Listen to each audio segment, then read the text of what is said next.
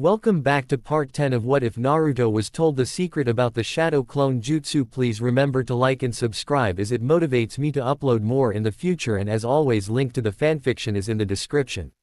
Chapter 28, The Search Begins. Naruto stared out at Konoha from his spot on top of the Hokage monument, his mind completely blank as he felt an emptiness he had not felt since Haku's death engulfed him. It had been about 4 days since the battle for Konoha had ended, and the council had taken stock of the situation and all the reports on how much damage and casualties Konoha had suffered. And it had been 3 days since word spread that the Sandaime was dead, having been killed by Orochimaru during the invasion. 1 day since the funeral for Sarutobi had occurred, and 3 days since Naruto had been able to get any sleep. Like the time when Haku had died, the blonde had been unable to get a moment's rest, since whenever he had, even if only for a few moments, the images of those he had lost replayed in his mind. Only now they were images of both Haku and Sarutobi, letting him know just how badly he failed. The thoughts of if only played in his mind. If only he had been stronger, if only he had been there, if only he had been able to kill Orochimaru in the Forest of Death, then none of this would have happened. He knew that such thoughts were pointless, that these kinds of thoughts would not, could not, change the past. Yet it was these thoughts that seemed to be the only ones that had been running through his head for the past 3 days. Thoughts on his failure brought him to thoughts on just how wrong Sarutobi's death felt. He may have always joked about the man being old, and needing to give him the Hokage title before he died, but a part of Naruto had never really thought the old man would die. Sarutobi had been around since almost the beginning of the village's founding. He had seen all 3 of the wars, was the Hokage for 2 of them, and had ruled Konoha through its most turbulent times, even taking the title back after the Yondaime died to seal the Kyuubi. To Naruto, the Sandaime had always seemed eternal, a figure that would never die. Yet he had, the man who had the longest reign of any Hokage, and in Naruto's opinion, one of the most successful, was gone. He would never hear the old man speak of the past, or berate him for some prank, offer him a piece of advice, help him through any of the hardships he faced. He would never get to see the old man's pride as he gave him the Hokage hat and title. There were a lot of things he would never get to do with the old man again. It was odd, the pain he had felt was just as intense as it had been when Haku died, and so was the feeling of failure. And yet, for some reason, Naruto could not find it in himself to cry like he had when Haku had died. Even when he had been at the Sandaime's funeral he could not cry. Flashback. Naruto watched with a sense of detachment as Sarutobi's 2 teammates spoke on behalf of their now-dead comrade. He couldn't really hear the words that were being spoken, it was like there was an odd buzz in his ear that kept him from hearing anything, and it had been like that since he had heard of the Sandaime's death. He looked over to his left and saw Konohamaru crying his eyes out, with Iruka placing a protective arm around the young Sarutobi. He could see the boy's lips moving, but like with the speeches, his mind could not pick up what was being said. As he continued to let his eyes travel, he found them coming to a stop right next to the figure on his right. Tenten was holding onto his arm, clutching it in between hers, and had her head leaning on his shoulder. He could see the tears in her eyes, and a part of him wondered if she had been close the old Hokage. Probably not, he shook his head. I spent a lot of time with Gigi and never saw her with him, still, that did not make her sorrow any less, he knew. The Sandaime had been a constant of the village for a long time, nearly 70 years or so, and Naruto knew that he was friends with Kato, having seen the Sandaime in the shop on occasion when he had gone in. A little while after the speech, people began to walk up to Sarutobi's coffin and set a white rose on it, a tradition that had been passed down in Konoha when grieving for the dead. It was supposed to be a symbol of rebirth, or something like that. As the people continued moving and passing their flowers onto the coffin, it began to rain. Naruto looked up at the sky and let the drops fall down onto his face, closing his eyes for a moment. He was glad the rain had come, because for some reason, no matter how hard he tried, his eyes could not work up the ability to produce tears. At least this way, he could pretend that the water now on his face were his tears. When it was his turn, Naruto gently pulled himself from Tenten's grip and made his way over to the coffin. He found himself staring at the picture of Sarutobi, one taken in his earlier years, showing a head of full spiky brown hair much like Konohamaru's and a wrinkle-free face. Naruto could easily recognize that he was in the Hokage office, having visited there as many times as he had in his lifetime. Naruto could recognize every inch of that office. A part of him wanted to say something, to have one last conversation with the man who had given him so much. A place to call home, taking him out to ramen, offering him advice, a shoulder to cry on, giving him encouragement when he had failed at something, or even a break from the glares he received in the village by offering him sanctuary in his office. Naruto's mind replayed some of the times he had spent with the elderly Hokage.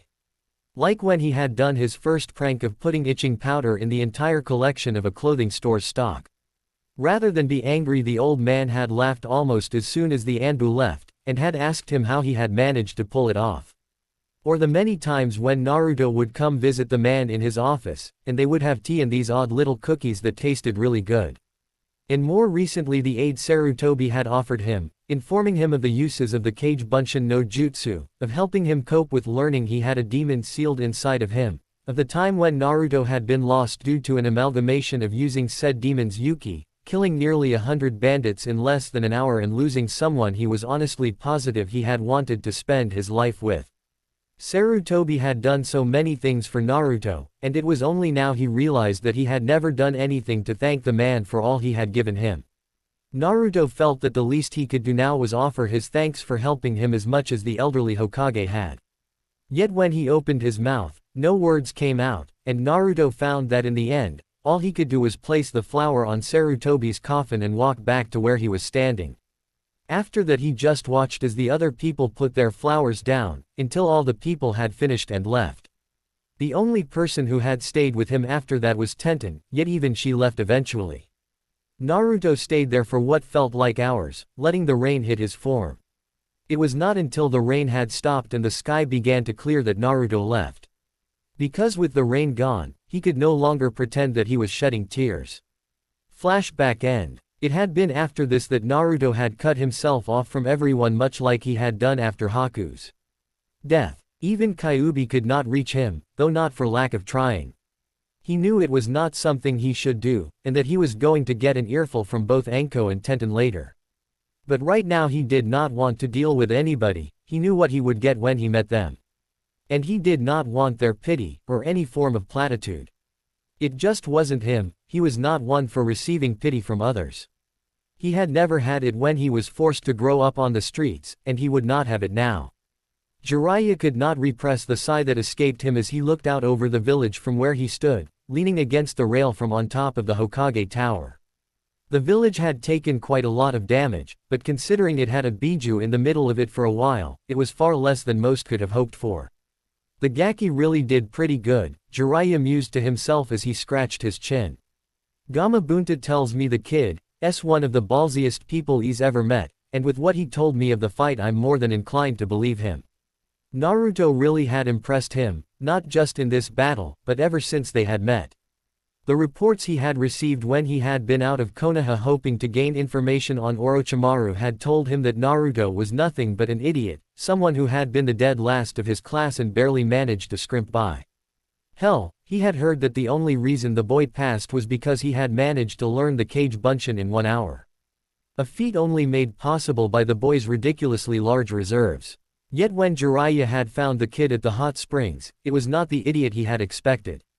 Sure, he was loud, that he had at least expected, and the boy had a tendency to run off his mouth. However, he also spoke far more fluently than he would have expected. The boy had a sharp tongue that could shoot shit with the best of them. His investigation of the boy afterwards had shown him at least parts of the reason he was so much more intelligent than he had expected. That still didn't change how impressed he was with the kid. Ah, Jiraiya-kun, there you are. Jiraiya turned around and suppressed a groan when he saw Homura and Kaharu, 2 of the 3 elders on the Konoha Council. They were the teammates of Sarutobi, and had served Konoha for a long time. Jiraiya liked to think of them as Konoha's fossils. However, Jiraiya really did not like the 2 since, more often than not, they chose to side with Danzo, the last of the 3 elders, on the man's pro-warlike policies.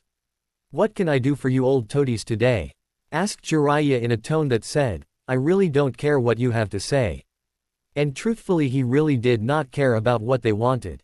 Part of the reason he was up here was because he had left the council chamber half an hour ago, so he did not have to listen to the arguing they did. Arguing about what to do with Naruto, Jiraiya thought to himself. The blonde's feats of strength had not gone unnoticed by the people of Konoha, and he had been the talk of the town, almost as much as the Hokage's death. Some of it was good, some of it was bad. Naruto was starting to gain respect, at least from the shinobi population. However, none of that mattered to the council, or at least the civilian council. With the Hokage dead, many of them were weary of the blonde shinobi. While they would not do anything like banish him, especially now that they had irrefutable proof that Kumo had 2 Jinchuriki with full control over their Biju, they wanted to place restrictions on him, or give him to Danzo. Jiraiya had been able to put a stop to that by claiming the boy was his apprentice, but he knew without a Hokage they may very well get what they want. He just hoped they did not choose Danzo, or they would get what they want, Hokage or not. The two frowned for a moment before brightening up. Homura cleared his throat as he began to speak. Since you do not feel like speaking right now, we will get straight to the point. As you are well aware, Konoha is without a Hokage. In order to make Konoha seem strong despite our current state, we need to have a strong leader who will. Not interested, Jiraiya interrupted, already knowing where this was going to go.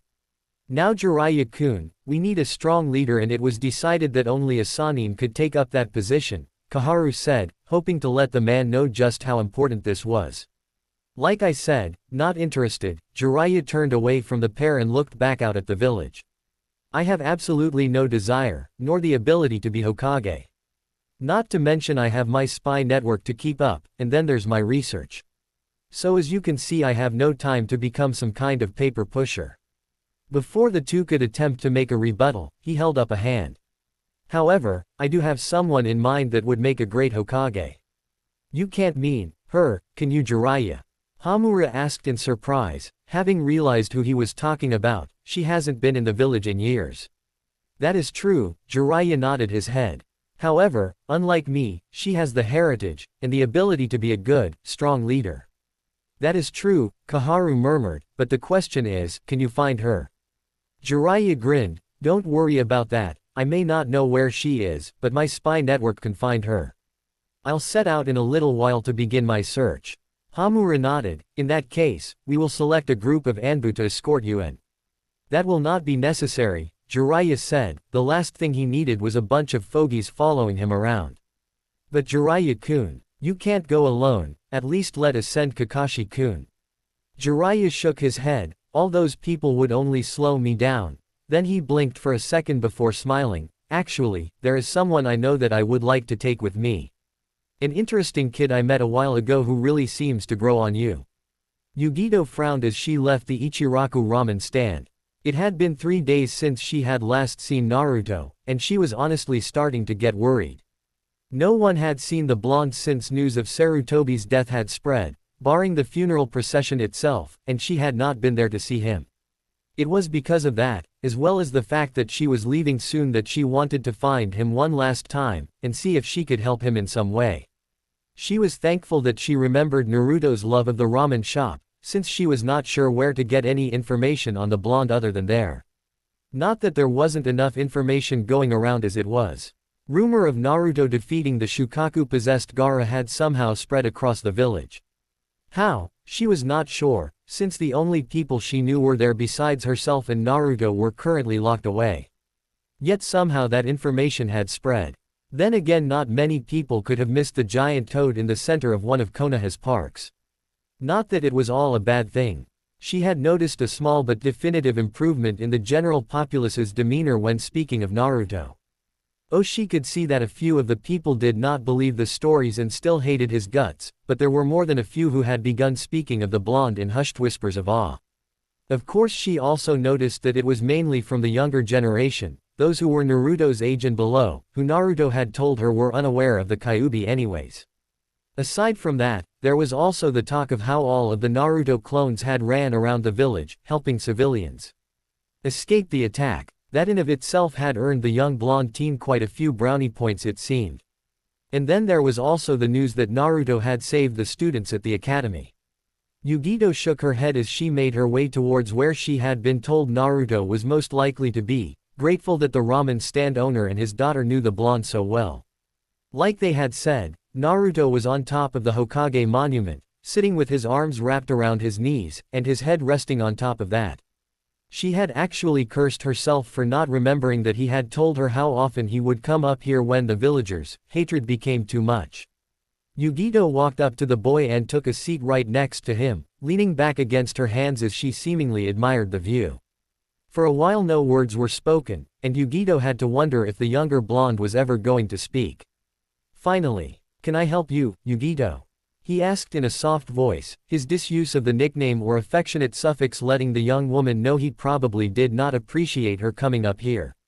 Not that it would stop her from trying to help in some way. "I just came to see how you were doing," Yugito said as she looked at him. "I didn't get to go to the funeral service, being a foreign ninja and all, but I had heard you had disappeared, so I wanted to make sure you were alright."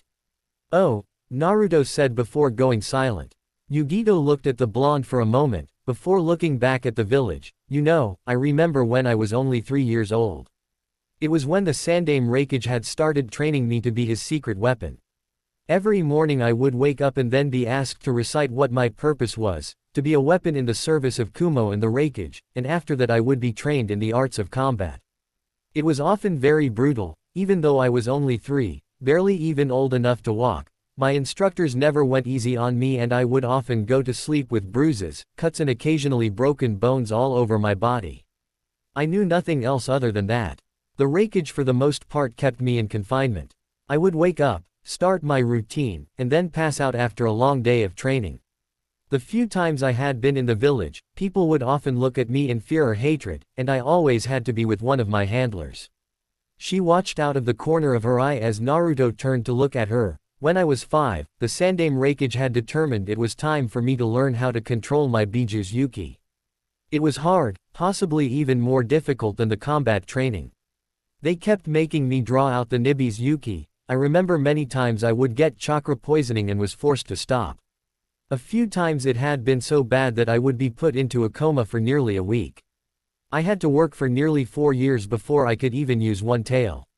And then, they had deemed me ready to do missions for the village." Yugito held in a snort. Really it was just suicide missions that they could not send other ninja on. They would send me on assassination mission for high-profile targets, fighting off B and then later A-ranked missing ninja. I was the Raikage's weapon, that was my lot in life and I knew nothing else other than that. "What about the Yondaime Raikage, or that Kurabi person you spoke of?" asked Naruto after the blonde woman had paused. "They were not in my life at the time," Yugito sighed. Raikage-sama was a member of the council, and was too busy trying to help his brother, who had life far worse than I did in the village, to help me. I never even met them until after I became the Raikage." A smile came onto Yugito's face. "However, there was one person who actually looked after me. It was one of my handlers that made sure I never went out of control. His name was Takodama Kenichi, a Jonin of Kumo. Unlike the other handlers, he did not keep me at arm's length. I could tell he still had a fear of me, but he was at least there for me, teaching me things that did not have to do with a ninja's life." She rolled up the sleeve on her arm and unsealed her shamisen and began to play a small melody. "He was actually the one who taught me how to play a shamisen." Naruto looked at Yugito as she began to play. She really was good. The melody had Naruto subconsciously relaxing his tensed muscles. "So what happened to this Kenichi guy?" A sad smile crossed Yugito's face at the question. Flashback. A 9-year-old Yugito sat in the chair next to Kenichi's bed in the hospital, trying her best not to look at all the tubes and equipment that was attached to him. She had just come back from one of her first S-ranked missions and had found out that the only man who had ever been kind to her was dying. Not of wounds suffered at the hands of enemy ninja, nor of old age or any kind of ailment that could be considered honorable. He was dying of a disease. She did not know the kind. Yugito was not a medic, but she did know that it was eating away at his muscles, slowing, making them deteriorate. Whatever inflicted him was obviously painful. The man, though unconscious, had been letting out small whimpers of pain, and considering that he was actually well known for having gone through torture at the hands of enemy shinobi during the Third War without so much as letting out a grunt that was saying something. As she sat there, doing her best to tend for the man who had done what he could for her, she heard a small grunt. "Yugito." She blinked for a second as she looked down to see Kenichi's eyes had opened just a little. Kenichi-sensei. Are you alright? The man let out a soft laugh, only to grunt in pain seconds afterwards. Alright is not quite the word I would use, but considering the circumstances, I am fine. Is there anything I can do to help you? Yugito asked, feeling a small sting at the corner of her eyes at seeing the man she had admired looking so pitiful. Actually, there was something I wanted to tell you. He paused for a moment so that he could turn his head, an amazing feat when one took into consideration that all of his muscles were practically useless. I wanted to say, I am sorry. Yugito blinked in confusion. Sorry for what, sensei? For not doing more for you, Kenichi said. He saw Yugito about to speak and interrupted her. I could have been there for you more, treated you more like a human being. I should have treated you more like a human being. How could you say that? Yugito asked in shock. You're the only one who's treated me like a human being. You're the only person who's ever shown me any kindness. Thank you for that, but I know I could have done more to help you. Kenichi rasped out. I could have treated you better. I could have shown you more wonders of the world than just the things you can play with when not on missions. I could have shown you a father's love. What? Yugito asked, her eyes wide. Kenichi, despite the pain he was obviously feeling, smiled. I should have shown you, told you, I wanted to tell you. You are the daughter I never had. And if I were to have a daughter, I would want one just like you. Yugito grit her teeth as she tried to hold in the tears that were now really threatening to spill out. It's okay to cry, you know, Kenichi said softly. Yugito shook her head. No matter what happens, true shinobi must never show their emotions. Kenichi let out a sigh. Right now, you are not a shinobi, Yugito. You are a human, a young girl. There is no mission to complete, there is just you and me. You can cry here. The flood dam broke and Yugito began to cry. Flashback end. He died when I was 9 years old. Naruto winced. I'm sorry. Don't be. Yugito gave him a soft smile. It happened a long time ago, and though I still miss him, I always carry him where it matters most. Just you, like you will always carry the people you love where it matters most. Naruto blinked in confusion. Where is that? Yugito smiled as she poked him in the chest. Right here. Naruto looked down towards his chest, where her finger was still poking, before looking back up to see her smiling at him. Unconsciously a smile came to his face as well. He looked back at her hand, which he noticed with some amusement was still poking him. He grabbed onto her hand as he moved himself down in the cross-legged position. Thank, Yugi-chan. Yugito blushed a bit, a small light pink tint coming onto her cheeks at the heartfelt thanks. You're welcome. She gave him a smile as she brought their hands into her lap and began to rub her thumbs against his hand. A second later she smirked. As I said before, you know I'm always willing to help a cutie like you. Not cute, Naruto mumbled with a pout, causing Yugito to laugh. They stayed that way for a few more minutes before Yugito had to leave and meet the raikage at the gate so they could go back to Kumo. It was a rule set down among all hidden villages that foreign dignitaries could not be present in the village without a cage or at least an acting cage. The only reason they had been allowed to stay as long as they had was because of the help they gave during the battle. Naruto sighed as he looked back down at the village. What do I do now? He tapped his chin a few times before smiling. I think I'll go get some Ichirakus. Oi, Tyuki Oji-san, how about some ramen? Naruto shouted as he sat down at his reserved spot. Tyuki came out of the back end, spotting Naruto, gave a grin. Well, what do you know, the missing ninja is back. You know, Ayame and I was worried about you. We haven't seen you since the funeral and you haven't come here in 3 days. Sorry about that. Naruto scratched the back of his head as he gave a sheepish grin. I was dealing with some personal issues. The old ramen stand owner nodded in understanding. I gotcha. Well, the ramen will be right up, so just sit tight. Naruto nodded and let his mind wander until his food was brought to the table. Naruto grinned as he snapped a pair of chopsticks and dug in. As he continued to inhale the food as if he had not eaten in months, which was sort of the truth as he had not eaten ramen in, well, at least 3 days, a familiar man with white hair stepped into the bar. Jiraiya-sama, Tyuki exclaimed in surprise, to what do I owe the honor? Jiraiya laughed, now there's no need for formalities like that today, I just came to pick up the gaki for a mission. Naruto blinked as he realized the man was talking about him, not that it wasn't obvious from the way he had placed a hand on his shoulder. Sighing, Naruto slurped up the last of his broth before setting it on the table and looking at the white-haired man. So you need me for some kind of mission, Arrow Sennin? Jiraiya's right eye twitched. What have I told you about respect, Gaki? Naruto tapped his chin in thought. You know, I don't really remember. He grinned as he saw the man's eye twitch more. Not that it would matter. If Sarutobi Oji-san couldn't get me to show respect, there is no way you could get it from me. I swear the youth these days, Jiraiya mumbled. So what is it you need from me? Asked Naruto, standing up. I need you to help me find a certain person. Jiraiya said elusively, an old friend of mine. Naruto frowned. You know. Even though I have enhanced senses, I'm not much of a tracker. Wouldn't an Inuzuka be better for this sort of mission? Jiraiya rolled his eyes. I don't need a tracker, Gaki. I have plenty of experience in finding people. Then why are you asking me to come along? Asked Naruto in confusion. I mean, wouldn't I only slow the great Arrow-sama down? Jiraiya gained several tick marks on his head. I swear, you and your stupid nicknames. I'm not doing this so I could have help, and this is going to be a little slow, since the person I'm looking for is pretty elusive. Well then, why do you want me to come? Jiraiya rolled his eyes. I was getting to that, don't be so impatient. Anyways, as my apprentice, I was plan on teaching you a jutsu while we travel.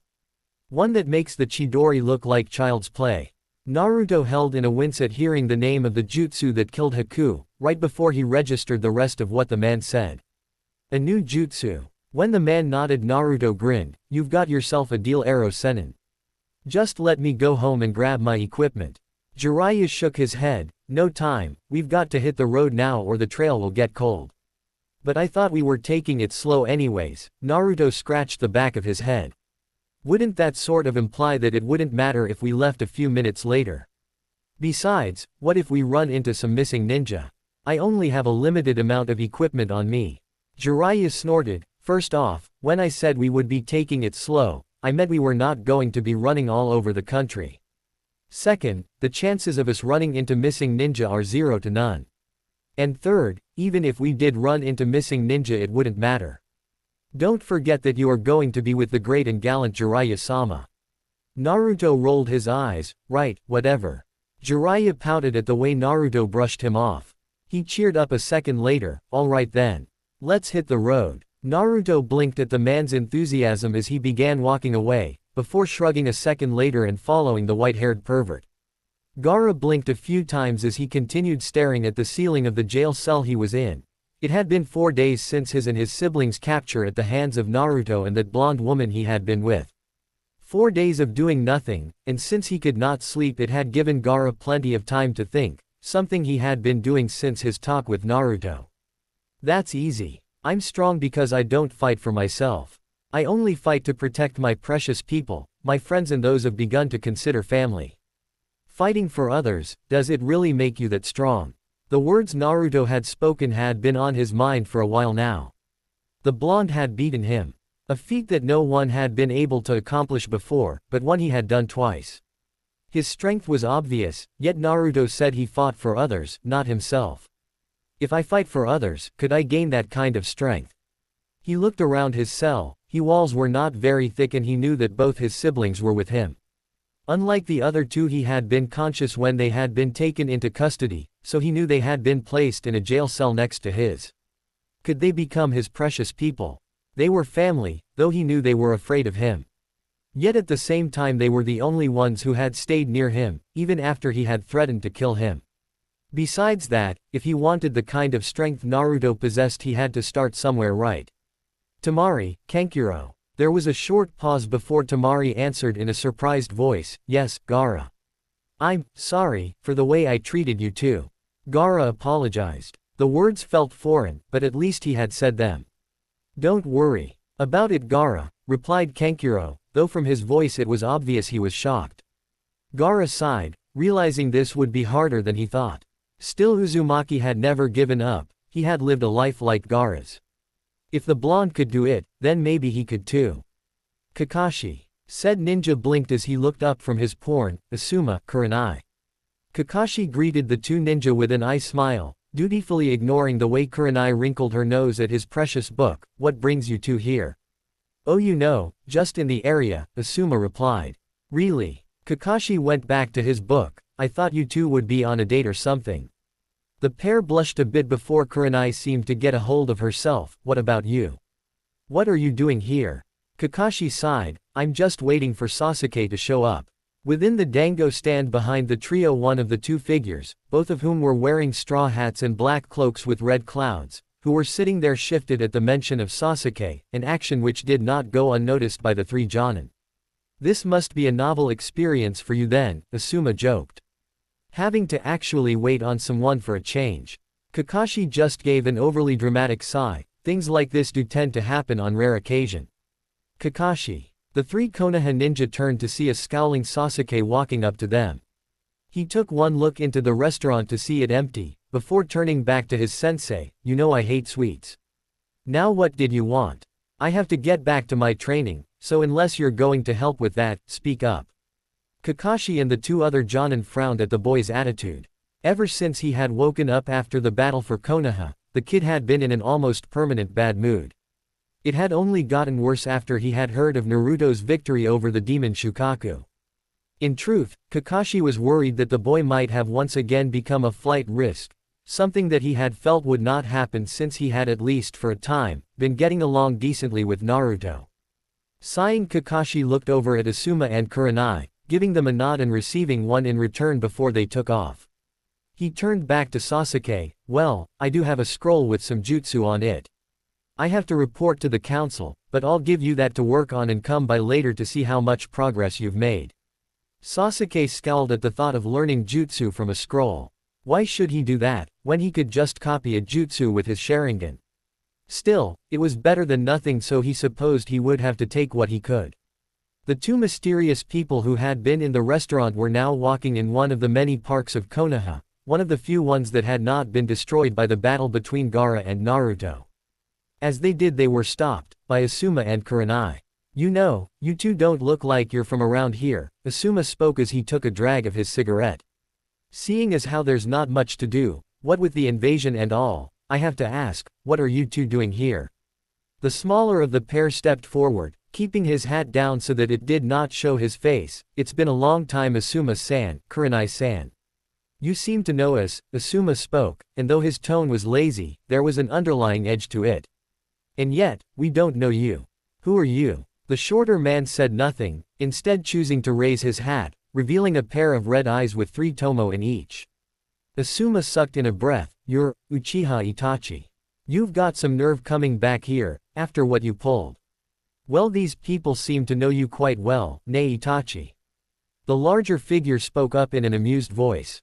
I guess it would only be right for me to introduce myself as well. The man removed his hat to reveal blue skin with 3 gills on each side, shark-like teeth and eyes. The name's Hoshigaki Kisame, a pleasure to meet you. Both Asuma's and Kurenai's eyes widened. Kurenai looked at the two of them in surprise as she spoke. You're a missing ninja from Kiri, wanted for the murder of Kurigakure's daimyo, and the destruction of several minor countries. What are 2S ranked criminals doing here? If I had to go by their outfits, I'd say they've got some kind of purpose. Asuma said, well, why are you back here? You know that after the incident you caused, you were listed in our bingo books with a kill on sight order. Itachi seemed to ignore the pair's question. I would like to ask the two of you to step aside. We've got no quarrel with you, and I would prefer not to have to kill my former comrades. Asuma snorted. That's rich coming from you.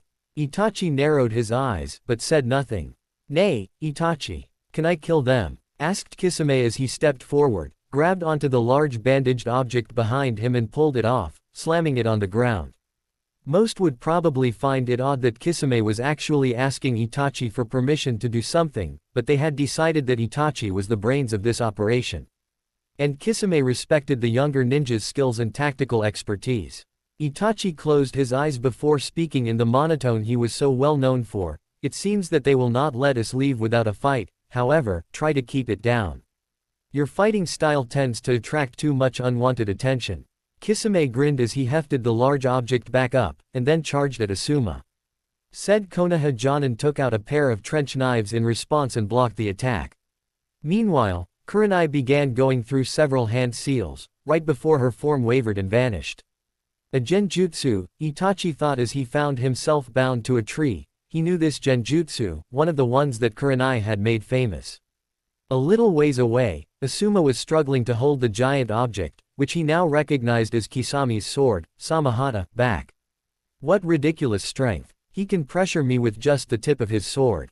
You should know, Kisame started with a toothy grin as Samahata landed on Asuma's shoulder. That my sword Samahata doesn't cut, it shaves. The bandages unraveled as scaly protrusions stuck out of the sword, sinking into Asuma's skin. Kisame grinned as he dragged the sword along the Konoha Jonin's shoulder, watching in satisfaction as it tore off a good chunk of flesh. Asuma grit his teeth as he held onto his wounded shoulder. Damn, Kurenai, I need you to hurry and finish up. Itachi looked up as Kurenai appeared above him, holding a kunai in her hand. It's over, she said as she got ready to slit Itachi's throat. Nice genjutsu, Itachi said, and Kurenai was shocked to find their positions were now reversed. But you should know that level of genjutsu doesn't work on me. He countered my genjutsu. Kurenai thought in shock, before she bit her lip and used the pain it brought to override the genjutsu's effects. She was just in time too, since Itachi had already sent a swipe at her with his kunai. She managed to duck under it, however, Itachi had already known she would do that and sent a kick at her. Kurenai saw it, but realized she would not be able to dodge. So she did the only thing she could do in such a situation, crossed her arms and hoped to lessen the blow as much as possible. Kurenai! Asuma shouted as he saw the raven-haired beauty get sent flying. However, he ended up having other things to think about when he was forced to dodge a sword wing from Kisame. You don't have time to be worrying about others, Kisame said with a grin, before he started swinging his sword.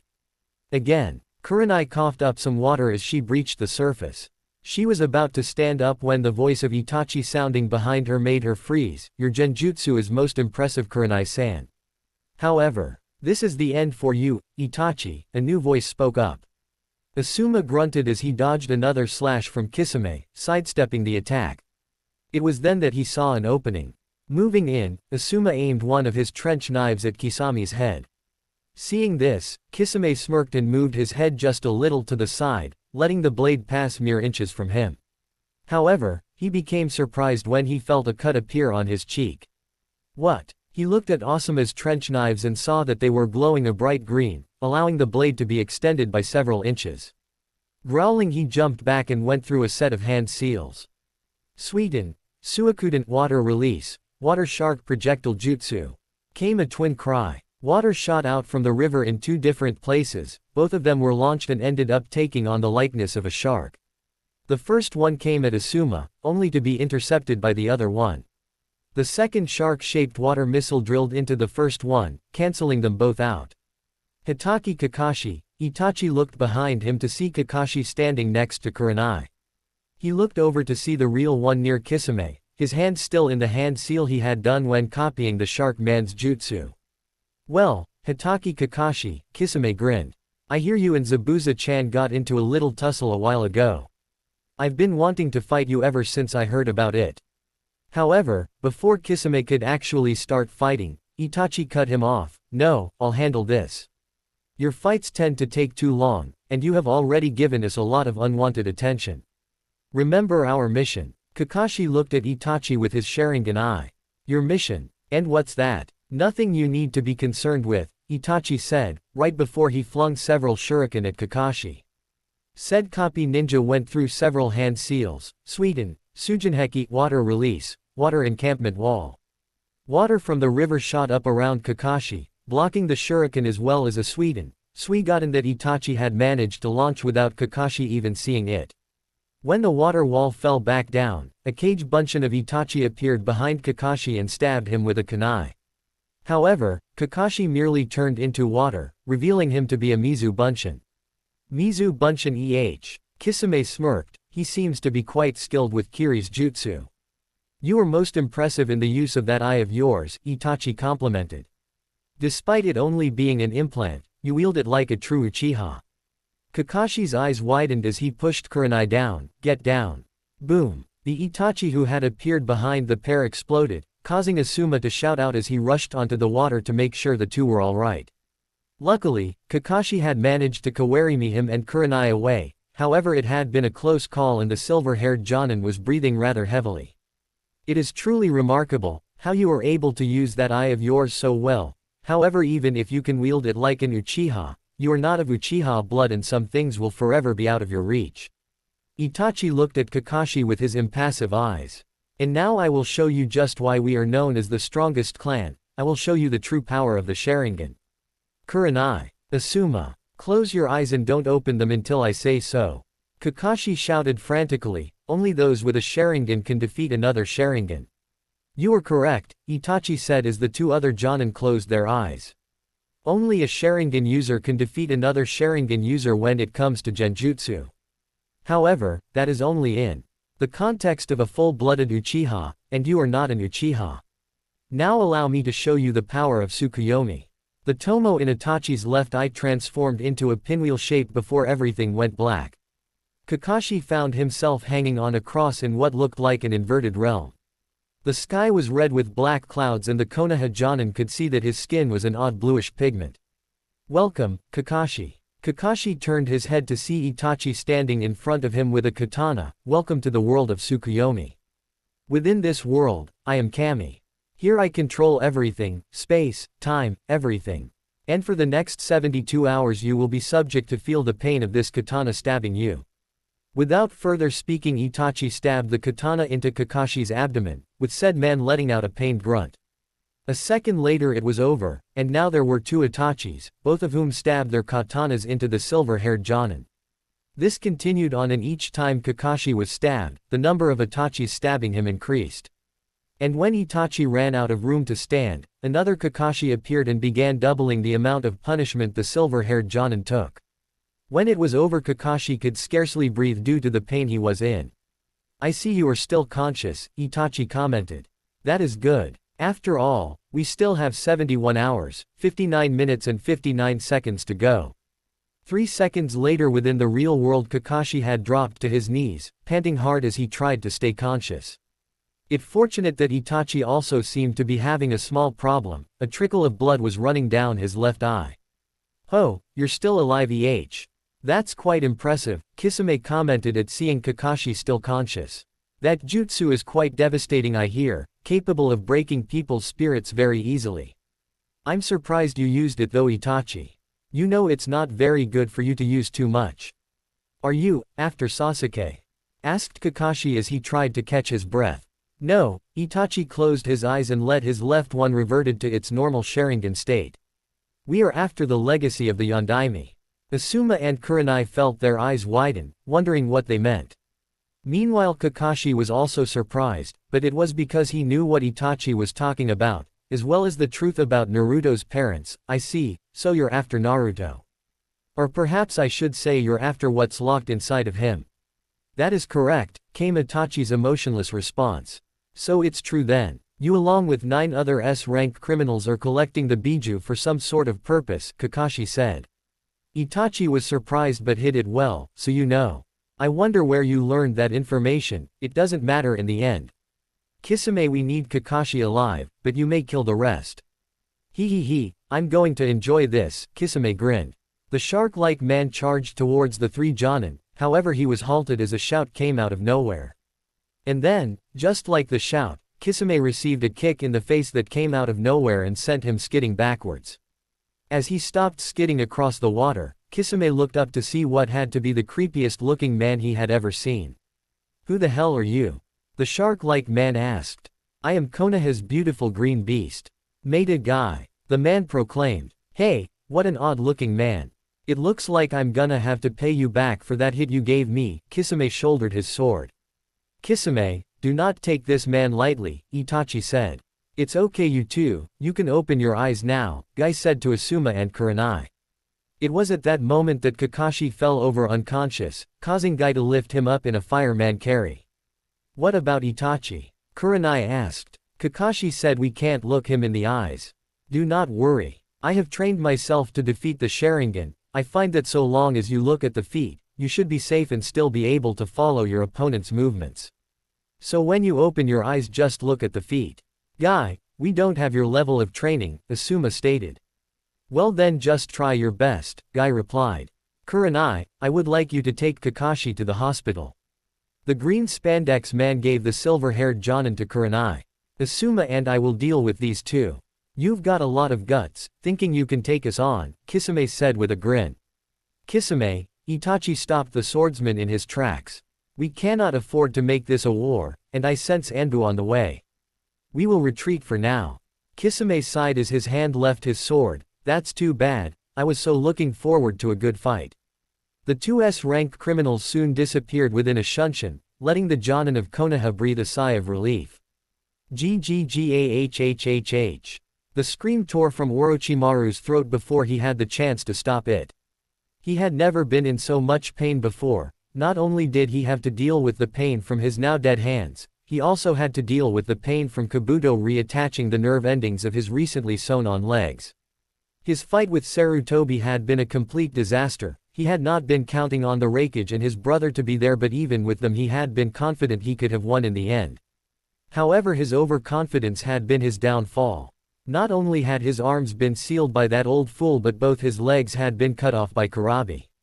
He had only managed to escape thanks to Kabuto, Kimimari and the Sound 4 helping to cover his retreat. Even then he had lost both Sakin and Jirobo to the Raikage and his brother. Damn them! Damn them! Orochimaru wheezed as he grit his teeth to keep himself from screaming again. Kabuto stood up as he finished his work. I've reattached your legs, you should have full use of them by tomorrow. However, I can do nothing for your arms, that type damage is beyond my expertise. The silver-haired spy paused for a moment. Shall I prepare someone for the transfer? No, Orochimaru gasped out, I will not transfer into anyone other than Sasuke-kun. A worried look crossed Kabuto's face. Orochimaru-sama, the damage to your arms is extensive and we have no idea how long it will take to get Sasuke-kun. It may be prudent to transfer now. I said no. Orochimaru hissed, I will not transfer my soul to anything other than one who has the Sharingan. But what about your arms?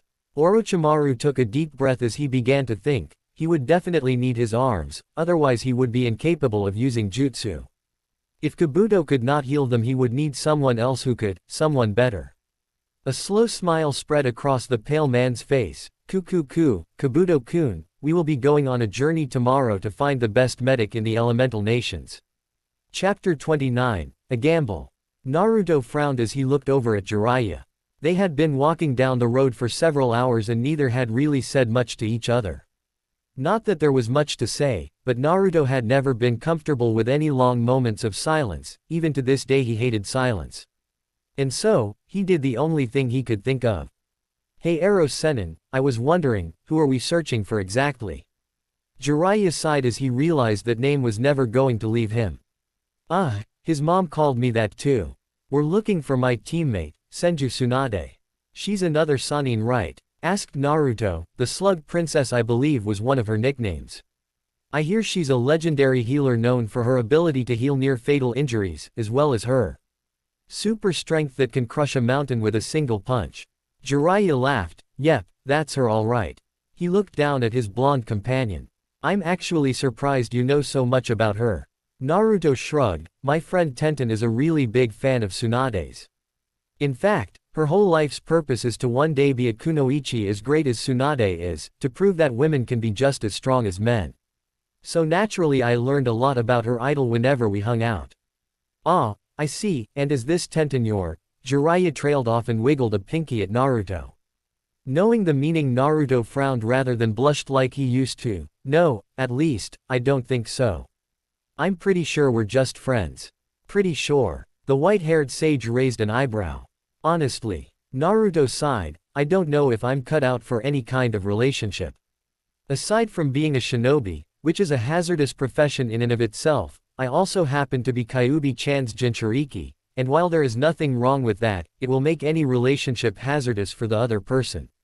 Jiraiya frowned at the boy's response, though he could not deny the truth behind that, especially with what Jiraiya knew. He also filed away Naruto's use of the chan suffix for Kyuubi. Of course, he already knew the Kyuubi was a girl. Sarutobi had told him of Naruto's encounter with the fox. Jiraiya had to admit he was surprised, not only because the fox had a gender, but that, from what Naruto said, she did not seem to be quite the evil entity everyone thought she was. Say, you were the Yondaime's teacher, right? Rasengan asked Naruto after another poignant pause. Yeah, that's right. Now there was a real shinobi, a true genius among geniuses, Jiraiya said, his eyes glazed over a small fraction in reminiscence. Why do you want to know? Naruto shrugged. I was just wondering what it was like to train him. You know, what was the Yondaime like? Well, let's just put it this way, the Yondaime was one of those once-in-a-generation geniuses that very rarely came along. He was smart, talented, brave, strong and really good with the ladies. He was like the son I never had. As Jiraiya spoke, he looked at the blonde and had to shake his head when he saw the image of Minato overlap Naruto's. You kind of remind me of him in some ways. Naruto blinked as he looked away from the road and at Jiraiya as he grinned. I guess that means I'm pretty awesome, huh? Rasengan. Realizing his mistake, Jiraiya scoffed. Don't think I meant anything like that. What I was talking about was your ridiculous blonde hair and stubbornness. Bah. Then you obviously don't know talent when you see it. Stupid perverted hermit. Goddamn brat. Two pairs of eyes watched as Jiraiya and Naruto entered the town. Great, said the brats with a Sanin, Kisame muttered. This could spell trouble for us. That is true, however even the greatest of ninja have their weaknesses, Itachi said. Come, our best bet is to distract Jiraiya and take the Kyuubi Jinchuriki then. The two black-cloaked figures headed into the town. Naruto sighed as he sat down on his bed. They had just gotten into a town not too far off from Konoha, and had decided to stay for the night. However, upon their arrival, Jiraiya had gone off with some woman who showed a mild amount of interest in him. Not that he particularly cared what the man did in his free time. Laying down on one of the beds, Naruto placed his hands behind his head. Now that he was thinking more clearly than he had since Sarutobi's death, he needed to think about what his goals were going to be, or to be more accurate, how he was going to accomplish them. His first and foremost goal was to get stronger. It was becoming blatantly obvious to him that he was not strong enough to protect the people important to him. If he had been, then he would have been able to protect Sarutobi in some way. It may be a little off thinking, after all the man had been fighting a Sanin, a cage-level ninja. And it would take years to reach that level. But in Naruto's mind, he felt there should have been something he could have done to protect the man he called Gigi. He also needed to focus on his shinobi career. Now Naruto was fairly positive that he would be promoted to Chunin after his performance in the exams. After all, he had gone up against the likes of Hyuga Neji, Rock Lee and Ni Yugito, beating out both the Hyuga prodigy and the taijutsu specialist fairly easily. Well, maybe not so easy for Lee, but Neji had not been all that difficult. And while he may have lost to Yugito, there was no shame in that. She was simply better, had the benefit of training from a young age, and was a Jonin in all but name. If Naruto did not become a Chunin after this, it would be because of a blatant showing of biased opinions due to his Jinchuriki status. Of course, rank would also have to wait until they got a Hokage who could give people ranks. His thoughts were cut off when a knock came at his door. Did Rasengan get dumped already? Wondered Naruto as he stood up. The door knocked again and Naruto grunted, "Yeah, I'm coming. Keep your goddamn pants on." He opened the door and glared, "I didn't expect you back so early. I guess she must have dumped your sorry ass already." The blonde trailed off as he saw that it was not Jiraiya at his door, but instead was two people wearing black cloaks with red clouds. As Naruto got a good look at their faces, his mind began to analyze what he could of them. He easily recognized the shorter one in front, who had knocked on the door, as Uchiha Itachi, Sasuke's younger brother and the man who had slaughtered the Uchiha clan in one night. If the fact that he looked like an older version of Sasuke did not allow him to figure that out, then the freaky red eyes most certainly did. The second took a little longer to place, but he was soon able to figure out that it was Hoshigaki Kisame, another S-rank ninja, this one being a former member of the Kiri Shinobigatana Nananin Shu 7 ninja swordsmen of the Mist, the same group that Zabuza belonged to. For a brief moment, he wondered what two S-rank criminals were doing here. "Come with us, Naruto-kun," Itachi said in an emotionless voice. "I guess that answers that question," Naruto grumbled in his head. He was under no delusions, there was no way he could fend off one, let alone two S-ranked ninja. That meant he had to stall for time and find some way to get a message to Jiraiya. "Yeah, okay. Naruto said, "Let me just pack my bags and I'll be right out." He did not give Itachi a chance to answer as he slammed the door in the man's face. Naruto moved over to the window and opened it up. He jumped out and, before he even landed on the ground, he bit his thumb and began hand-sealing. Kuchio's number jutsu, he whispered as he landed on the ground and slammed his hands onto the dirt road. There was a puff of smoke as Naruto summoned Gamakichi. The blonde did not give the little toad any time to speak as he started, "Listen Kichi, I need you to get Jiraiya's ass here now. Tell him there are two S-ranked criminals after me. Hurry." Realizing the situation, Gamakichi nodded and hopped away. Naruto sighed, he really hoped Rasengan was sober enough to get here quick. In the meantime, "Alright, you can come out now, I know you're watching, Itachi." Two cloaked figures jumped down from the window Naruto himself had come out of. "So to what do I owe the honor of two such esteemed S-ranked criminals coming after little ol' me? What we want is irrelevant," Itachi said in his monotone voice as his Sharingan eyes began to spin. "Please come with us Naruto-kun." Naruto put his hands up in a ram sign when he felt foreign chakra invading his system. "Kai. You know I would have expected better, even I can dispel genjutsu of that caliber. Try not to underestimate me Itachi." The blonde paused before speaking, "Actually, you what? Go ahead and underestimate me, it will make kicking your ass so much easier." Who knew this Gaki would have such a mouth on him? Kisame stepped forward as he grabbed the handle of his sword. "You know, I never figured the Kyuubi Jinchuriki would be such a runt. Perhaps I should cut his legs off so he doesn't run away." Naruto narrowed his eyes, both at the runt comment, and because this man knew his status. "Which means they're not actually after me, are they?" "No, of course not. No S-ranked criminal would attempt to capture a genin, and definitely not two. You can try to get me fish paste, but I'm going to warn you now, I'm not that easy to beat." Naruto got into a relaxed stance as he flicked his hands and summoned a pair of kunai. "I only have two advantages here, and that's that they seem to need me alive. Not very comforting given that they're S-ranked criminals and I have no idea what they're gonna do if they capture me. And they are likely to underestimate me due to the fact that I'm only a genin." "What did you call me?" Kisame growled. He had never liked people making fish jokes about him of any kind. It was actually one of the few ways to set him off. "I'm gonna squash you like a bug Gaki. That's if I don't end up turning your fishy ass into a giant sushi roll before then," Naruto taunted.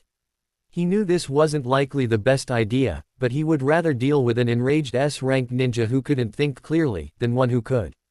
Kisame charged at him almost too fast for Naruto to follow, much faster than the blonde would have expected from someone so big. As it was, Naruto was just barely able to dodge out of the way, jumping back into the left so he could keep out of Kisame's range. Not that it did much good, as the shark man was already coming after him. Naruto ducked under a horizontal swing, rolled backwards when the giant bandaged sword smashed into the ground, and then sidestepped the next attack. It took a bit, but Naruto was able to get used to at least some of the man's speed. Yeah, he was fast, faster than Naruto was, but he was not as fast as Rasengan, or Lee had been when opening the gates. That gave Naruto a small one-time window advantage, and when Kisame made his next swing, Naruto jumped over the sword, using it as a small springboard for him to launch a kick at Kisame's head. It worked as the man's head snapped back like he had received some kind of whiplash. Unfortunately for Naruto, that only seemed to enrage Kisame, and the next swing that came the blonde's way was too fast for him to dodge. Naruto got smacked right in the chest, letting out a short yelp when he felt several ribs break as he was sent flying back. The blonde crashed into a wall, leaving a nice-sized indent. Naruto slowly fell out of the indent, landing on the ground in a small heap. He wheezed a bit as he felt his ribs mending. Despite the number of times he had broken them recently, they always hurt like a bitch to heal. Fuck, that hurt. Naruto stood up on wobbly legs as he rubbed his bruised ribcage. "Well, I have to at least admit that I'm impressed you were able to land a hit on me Gaki, and to withstand a smack from Samahata. You must have impressive pain tolerance," Kisame said before he turned look at his silent partner. "Oi, Itachi.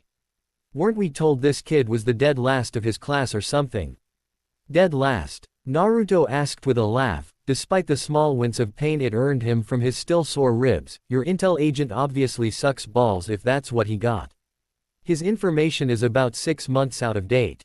You do seem to be more skilled now. However, even with your recent increase in skill it will not. Itachi trailed off before turning his head. Hello Sasuke. Naruto looked over towards where Itachi was looking and saw Uchiha Sasuke standing there. Oh, this is just great, the blonde groaned. Not only do I have to deal with 2 S-ranked criminals, but now I've got a revenge-driven emo maniac on my hands. Itachi. Sasuke snarled, glaring daggers at his brother and ignoring everything else. You have told me to live a life of hatred in order to get strong enough to kill you. I have hated you, despised you, cursed you.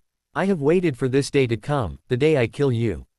The raven-haired genin went through 3 hand seals and activated the Chidori, placing the lightning near the ground as he used his other hand to stabilize the attack. He then ran at his older brother, letting the lightning jutsu trail across the ground, ripping it up like paper. As he got closer to Itachi, Sasuke thrust out his hand, hoping to impale his brother and finally get his vengeance. It was not to be. With not but a simple movement of his hand, Itachi caught Sasuke's wrist and threw his arm to the left, letting the Chidori hit the ground and dissipate. Itachi looked at his little brother with cold disinterested eyes. You don't interest me right now. With those words the older raven-haired ninja snapped the younger one's wrist, making Sasuke scream out in agony. Itachi then kicked his little brother away, letting him hit a wall across the street and causing the crowd that had gathered to run away. Now that he is out of the way I will ask again, come with us, Itachi said as he turned to Naruto. However, before the blonde could respond, another voice shouted out, no.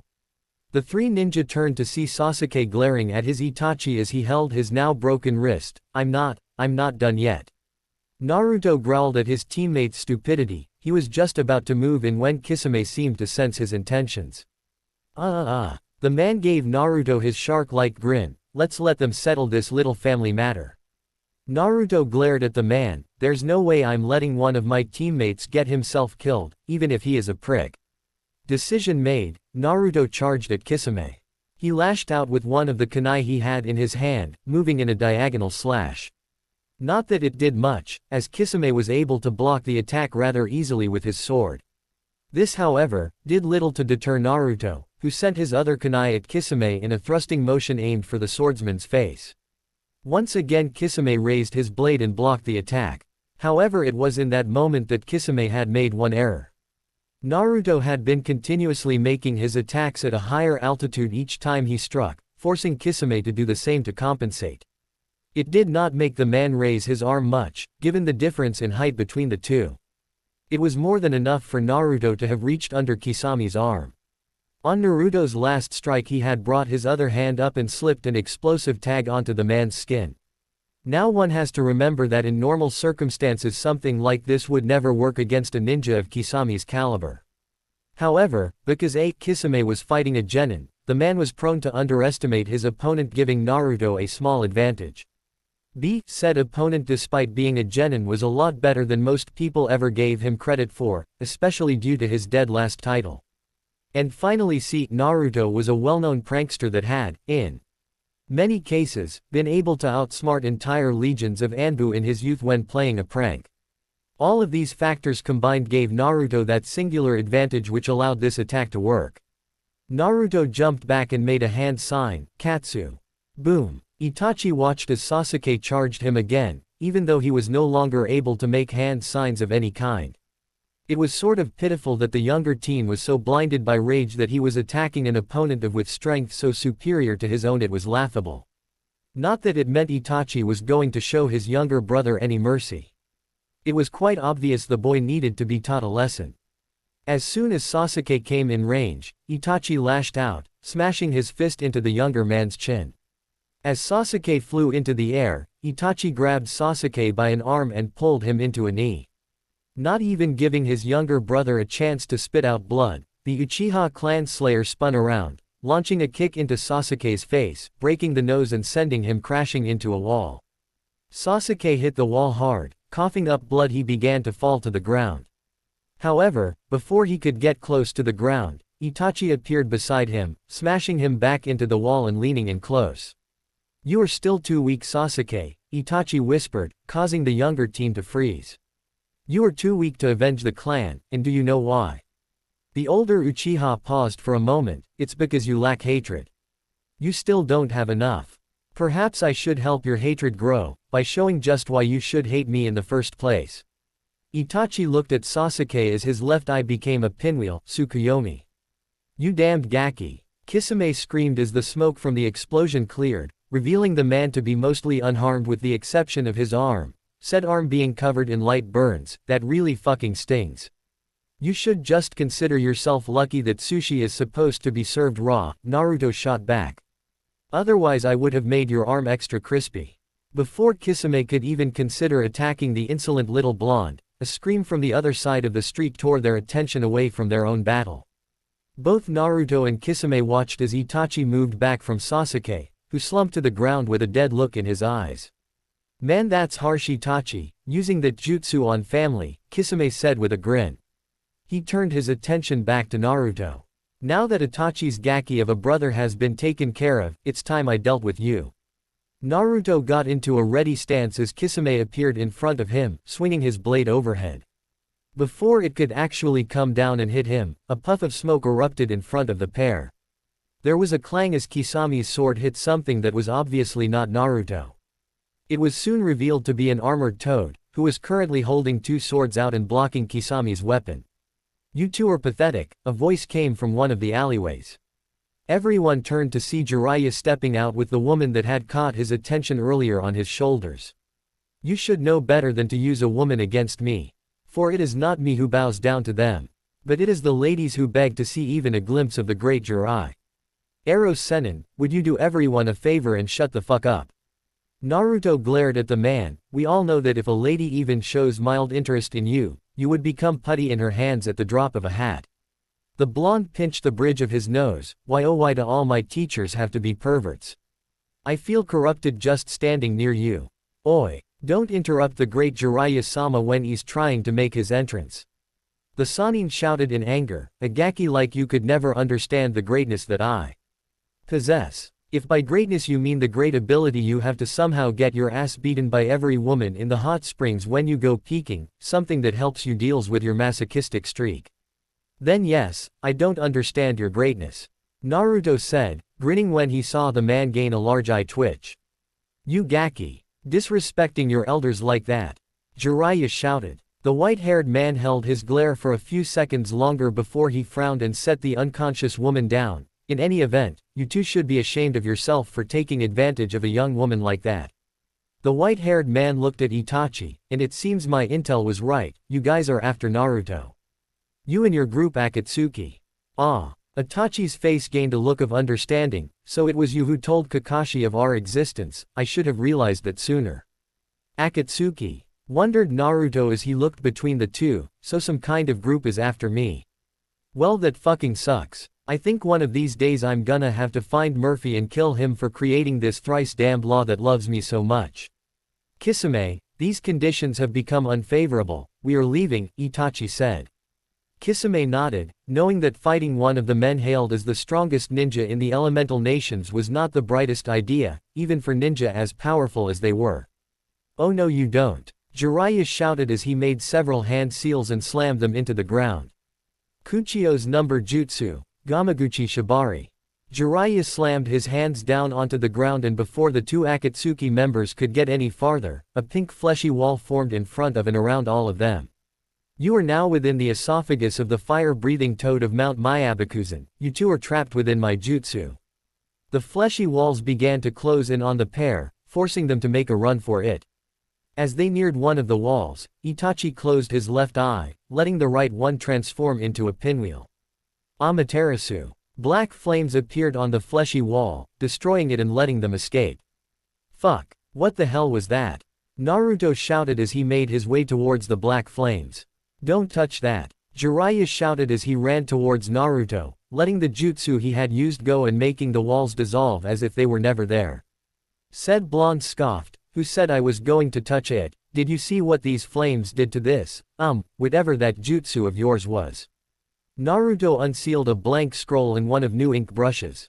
Unrolling the scroll he began channeling chakra into his brush and started writing out a seal. No, Touching this thing is about as smart as you trying to sneak a peek in the women's hot springs when all of the Anbu Kunoichi are in it. Jiraiya would have said something about insulting him, but at the moment he was too entranced at watching the black flames that had been burning around on the ground get sucked into the seal. When it was done, a small kanji appeared in the middle of the seal saying, "Black Fire." Nodding to himself, Naruto rolled the scroll up and sealed it into one of the many containment seals on his body. "You know you're pretty good with those seals, Gaki," Jiraiya commented. "I hadn't realized you were so far into your sealing that you could come up with this stuff." "I'm not that far," Naruto said with a shrug. "Technically I'm on the level 2 intermediate book on sealing. However, I wanted to have some more useful seals and so I looked up some from the more advanced books." "Don't say it," Naruto interrupted the man who was about to speak. "I made sure I knew all of the seals I copied inside and out. I can copy a seal just fine, it's using the theory to make my own that is more difficult. The only advanced seal I made on my own was the one keeping Sasuke Tem's cursed seal in check. And then, that's really because I was trying to find a way to get rid of the one on Enko Ne-chan. Damn if this kid isn't like his father when it comes to sealing." Jiraiya sighed. Minato had always gone onto the more advanced stuff if he felt there was a need for it, even when he was not ready for the more advanced concepts. "Well, as my apprentice, I'm gonna have to order you not to do that anymore, at least until I check out your seals. How far along are you in the intermediate book?" "Almost finished," Naruto replied. "Unlike the other books that I read that I normally just relegate to my clones, I enjoy reading this so it's a bit slower. However, with the time we have on this trip I should be finished with it and starting on the level 3 intermediate level." Jiraiya nodded. "That's not bad considering you've only started this 6 months ago." Well, Naruto blushed a bit. Truth was, while he really could not care less about the other stuff he read, and was only reading it because he had promised Sarutobi he would, and he begrudgingly admitted that it did help, he absolutely loved reading up on Fuinjutsu. "What can I say? I am just that awesome." He pumped his fist into the air. "Whatever, Gaki, you've still got a long way to go before you can be considered a master."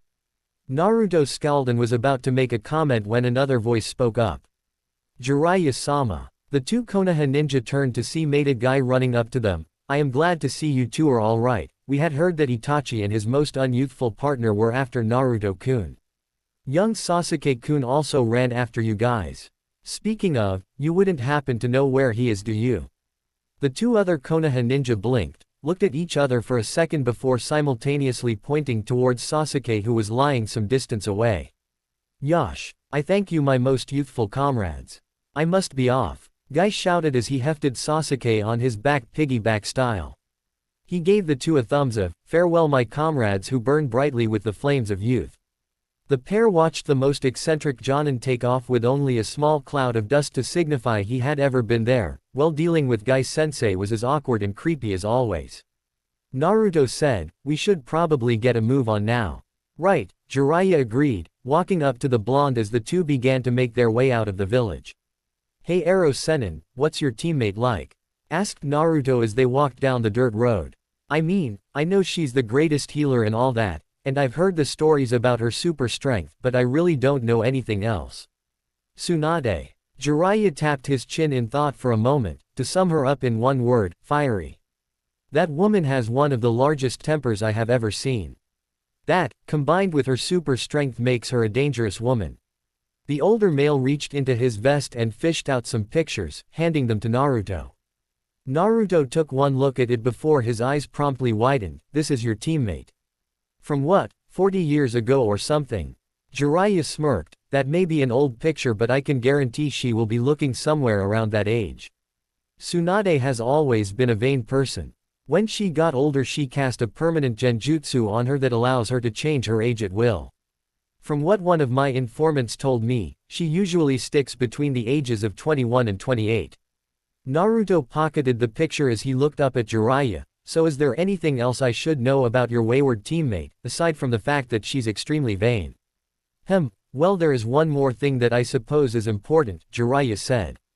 "In certain circles, she has the very well-earned nickname of the legendary sucker." A sweat drop appeared on Naruto's head. "You do know that can be taken in so many ways, right? And none of them are the right ways." Jiraiya laughed as he realized at least 1 of the ways wished his words could be taken. Her nickname doesn't mean something like that, though I wish it did. I was actually talking about her terrible luck at gambling. Naruto blinked. Gambling? Yep. Tsunade's always had a huge addiction to gambling, and she's always been absolutely terrible at it. She is well known in every gambling parlor within High no Kuni as the legendary sucker because she has never won a single bet. I swear, you Sanin and your addictions, Naruto sighed. You know, I bet most of the ninja that respect you guys just don't know the truth about you. Seriously, one is into peeking in the bathhouses, one's a chronic gambler who's earned a title for being so shitty at it, and the last is a snake who likes to play with little boys. Jiraiya's right eye twitched. Hey. We're still some of the most powerful ninja in the world. Stupid, smart aleck Gaki. I didn't say you weren't, Naruto grinned. You guys have more issues than the dude who invented glitter cannons. Jiraiya sighed as he figured it would be best to stop while he was ahead. The pair continued walking down the dirt path for a while longer without speaking. Hey Gaki, you still want to learn that jutsu, right? Naruto blinked as he looked over at Jiraiya before grinning. Of course I do. What kind of fool would I be to pass up a new jutsu? Alright then, I'll need to get some materials in the next town to teach it to you, so we'll do it then, okay? Jiraiya chuckled a bit at the kid's enthusiasm. Naruto nodded as he pumped his fist into the air. Okay. Then let's get to the next city pronto. Jiraiya suddenly had to blink as the area Naruto was in became covered with a dust cloud in the shape of said genin, while the real one was running towards the nearest town, in the wrong direction. The old Sennin pinched the bridge of his nose. I swear this kid is a person of mass contradictions. When Naruto and Jiraiya came upon the next town, it was to see a festival taking place there. Having never actually been to a festival before, Naruto was looking around at all the stalls that sold food, and had games of all kinds to play in awe. Well, why don't we take a break for a moment? Jiraiya suggested, seeing the look in Naruto's eyes. After all, it's good for shinobi to rest their feet after a long day of traveling, and it's not like we're going to run into Tsunade today. Naruto nodded. That sounds like a plan, Arrow Sennin. And if that's the case, then I'm going to go see what some of the stalls have to offer. I've never gotten to go to a festival after all. Never? Asked Jiraiya, slightly surprised to hear that. Didn't Sarutobi-sensei take him to one at least once? Naruto gave the Sanin a blank stare. Arrow Sennin, the one festival Konoha has is the festival celebrating Kyuubi's defeat. Do you honestly think I would be welcome there? The question was completely rhetorical, and the blonde did not give Jiraiya a chance to respond anyways. Well, I'll see you later, Arrow Sennin. Jiraiya watched the kid run off before realizing something. Damn it. I forgot to convince him to give me his wallet. Great, now that means I have to use my own money to find good company. As Jiraiya walked off to find a place to get good drink and female companionship, Naruto was trying his hands at the many game stalls, and utterly dominating them with his ninja talents. He would sample some of the food they had and just generally have a good time. Since he had never done anything like spending time at a festival before, Naruto made sure to milk it for all it was worth before he got bored. Eventually, though, he realized something significant that made him stop and find a secluded spot earlier than expected. Throughout the entire time he had been journeying, Kyuubi had yet to talk to him. He had the distinct feeling she was ignoring him after he had essentially cut all contact with her off after the Sandame's death. And he knew he would have to go see her and apologize for that, something he had been holding off on long enough. Naruto sighed as he found himself outside of Kyuubi's hut within the forest. Walking up to it, the blonde knocked several times and waited for Kyuubi to answer. Much like the time she had gotten depressed about his treatment on his and Tenten's date, however, Kyuubi did not answer. Not particularly caring if the vixen threw a fit for it, Naruto entered the house. When he did, it was to find Kyuubi glaring at him fiercely. Hey Q-chan, Naruto greeted kind of awkwardly, not really sure what to say. Kyuubi did not reply and instead, just turned away from the bond, ignoring his presence. Naruto walked forward and crawled onto the bed behind the red-haired vixen. Look, I know you're upset with me, and I'm sorry that I ignored you. But I don't care one way or the other, Kyuubi replied stiffly.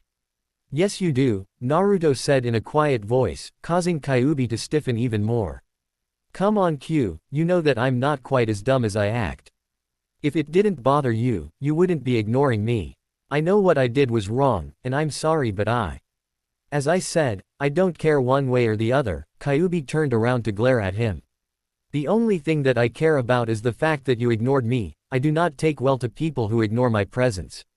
And I will not take it from you. However, by now Naruto was getting angry at how his tenant was acting. Sure, she always acted like this, but there were some things that he just preferred to deal with on his own, and the death of a person who was like a grandfather to him was one of them. Look, I know it bothers you, Miss High and Mighty Demon, but I think I'm entitled to some moments of peace. And I had no desire to listen to any smartass remarks you might make about Oji-san. He's one of the only people who was ever there for me as a child, who helped me deal with all of the shit life threw my way. Unlike you, miss. Naruto was unable to say anything else as Kyuubi suddenly appeared right next to him and slammed him into a wall. You think I have not been there for you, child? Kyuubi hissed out as her hand went around the blonde's neck and lifted him into the air. Who is it that healed all of the wounds you received from overtraining? Who is the reason poisons don't affect you? Who is it who gave you your larger than average chakra reserves? By now Kyuubi was right in Naruto's face with her teeth bared at him. I gave you all of those things. The only reason you're even alive is because of me. Had it not been for me, you would have died that night when that human instructor betrayed you. Or you would have starved to death when you lived on the street and my Yuki was not there to fix your body. You owe me. When this had happened before, during the first few times they had met, Naruto had been admittedly frightened. Like last time, Kyuubi was leaking killing intent left and right and her Yuki was coming off of her body in wisps of red energy. The glare she was giving him was potent enough that it looked like she could burn a hole right through his head. However, by now Naruto had screwed up his courage. He had grown used to her and seen another side that he doubted she even really realized she was showing. This time he was not afraid of the redhead in front of him. Had it not been for you, I would have never been kicked out of the orphanage. I would have never lived on the street and been forced to find food in the trash. Your Yuki would have been unnecessary because I would have had people who cared about me. I may have found a family who was willing to adopt me. I would have known the love of a mother and father. Had it not been for you, that night Mizuki would have never betrayed me and chances are I would have passed my genin exams the first time I took them. In an act of defiance, Naruto released his own Yuki, and while it was not powerful enough to overpower Kyuubi's, it was enough to give Naruto the strength necessary to pry himself out of the woman's grip. Were it not for you, I would have never had any need for your power because I would have never been placed in a situation where your power was necessary. You can't say that you were there for me when every situation I've ever been in can be laid at your feet, nor can you say it was for me when we both know the only reason you helped me was because your survival was dependent on my own. By now Kyuubi's arms were slack at her side and her mouth was slightly agape in a look of surprise. However, it soon closed and became a thin line as her eyes narrowed. Get out, she hissed at him, get out now. I don't want you to show your face to me again, you ungrateful brat. Fine, Naruto replied, if this is what I get for apologizing to you, then maybe it's best if we don't speak anymore. With the last word in, the whisker-marked blonde disappeared from the seal. Kyuubi stared at the spot he had left before eventually sinking to the floor, feeling an exhaustion she had never known before. Damn it. Why the hell am I getting so worked up? So some damn human, she blinked before correcting herself. Hanyu. I am the greatest demon to ever exist. I have never cared for others, so why the hell do I even give a shit about this one person? Someone who also happens to be my prison. Kyuubi let out an angry snarl. Somehow I know you're responsible for this. She shouted, what did you do to me? Why do I feel this way? Answer me, damn it. I don't know what you're talking about, the voice replied, and Kyuubi felt rage at the amusement it was laden with. I haven't done anything to you. Perhaps what you should be asking is what you are doing to yourself. I'm not doing anything. Kyuubi raged, this is all your fault. You did something to me. Something that has to do with this seal. I know you did. Fix it now. However, the voice merely laughed at her. You sound like a petulant child, Kyuubi, not used to not always getting your way. Before the vixen could respond, the voice continued, and I have done nothing to you, the seal does nothing to you. What you feel is something of your own making.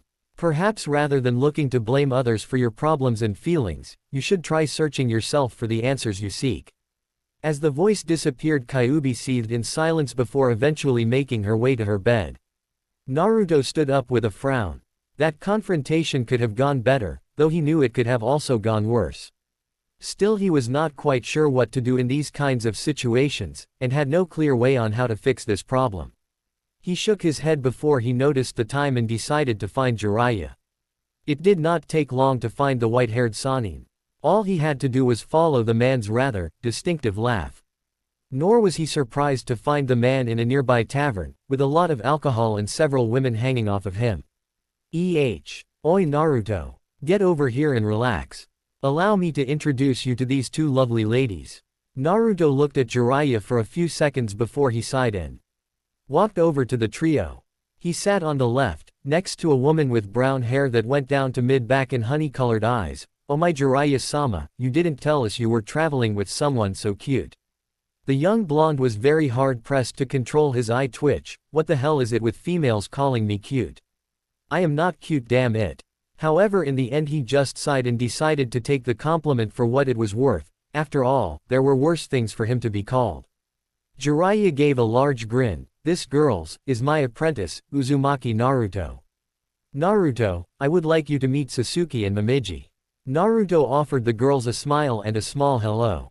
Sasuke, the girl he was sitting next to him, got off Jiraiya and leaned into him, wrapping her arms around his neck. It's nice to meet you, cutie. Jiraiya-sama, you really picked quite an apprentice. I can tell he's going to be a lady killer in a few years. The girl looked at Naruto's cheeks before gently touching his whisker marks. What are these whiskers? Birthmarks. Naruto would have answered, except the girl began stroking his markings, getting the blonde to close his eyes and start purring. Kawaii. Sasuke squealed and Naruto felt an instant of horror, remembering what happened the first time Anko had found out about his purring.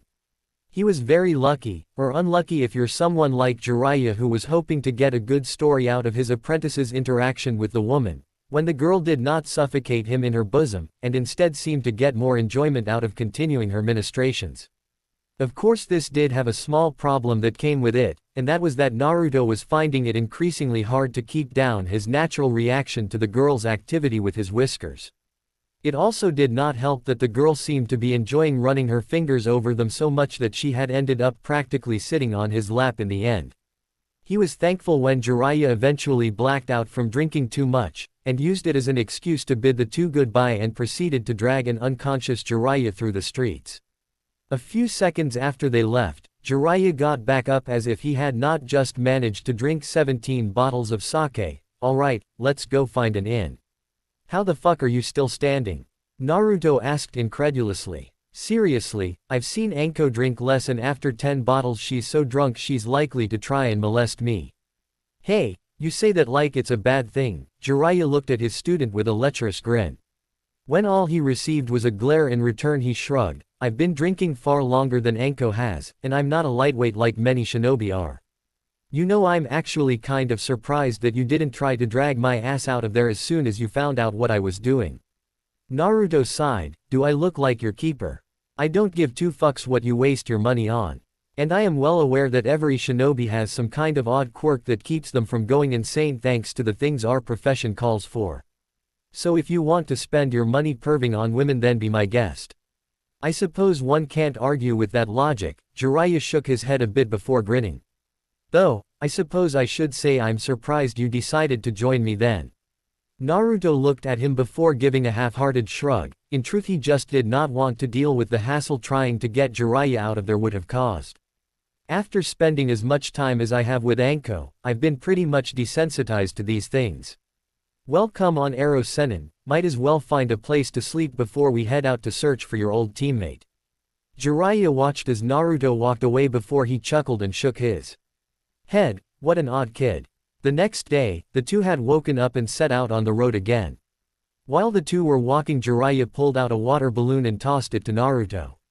Said blonde gave the man a blank look as he switched from staring at the water balloon to him. Rasengan, what the hell is this for? That is for the first stage of the new jutsu I'm going to be teaching you. Jiraiya held out his own water balloon. This jutsu has 3 steps to complete. The first step is rotation. You need to pop this balloon by spinning the water with your chakra.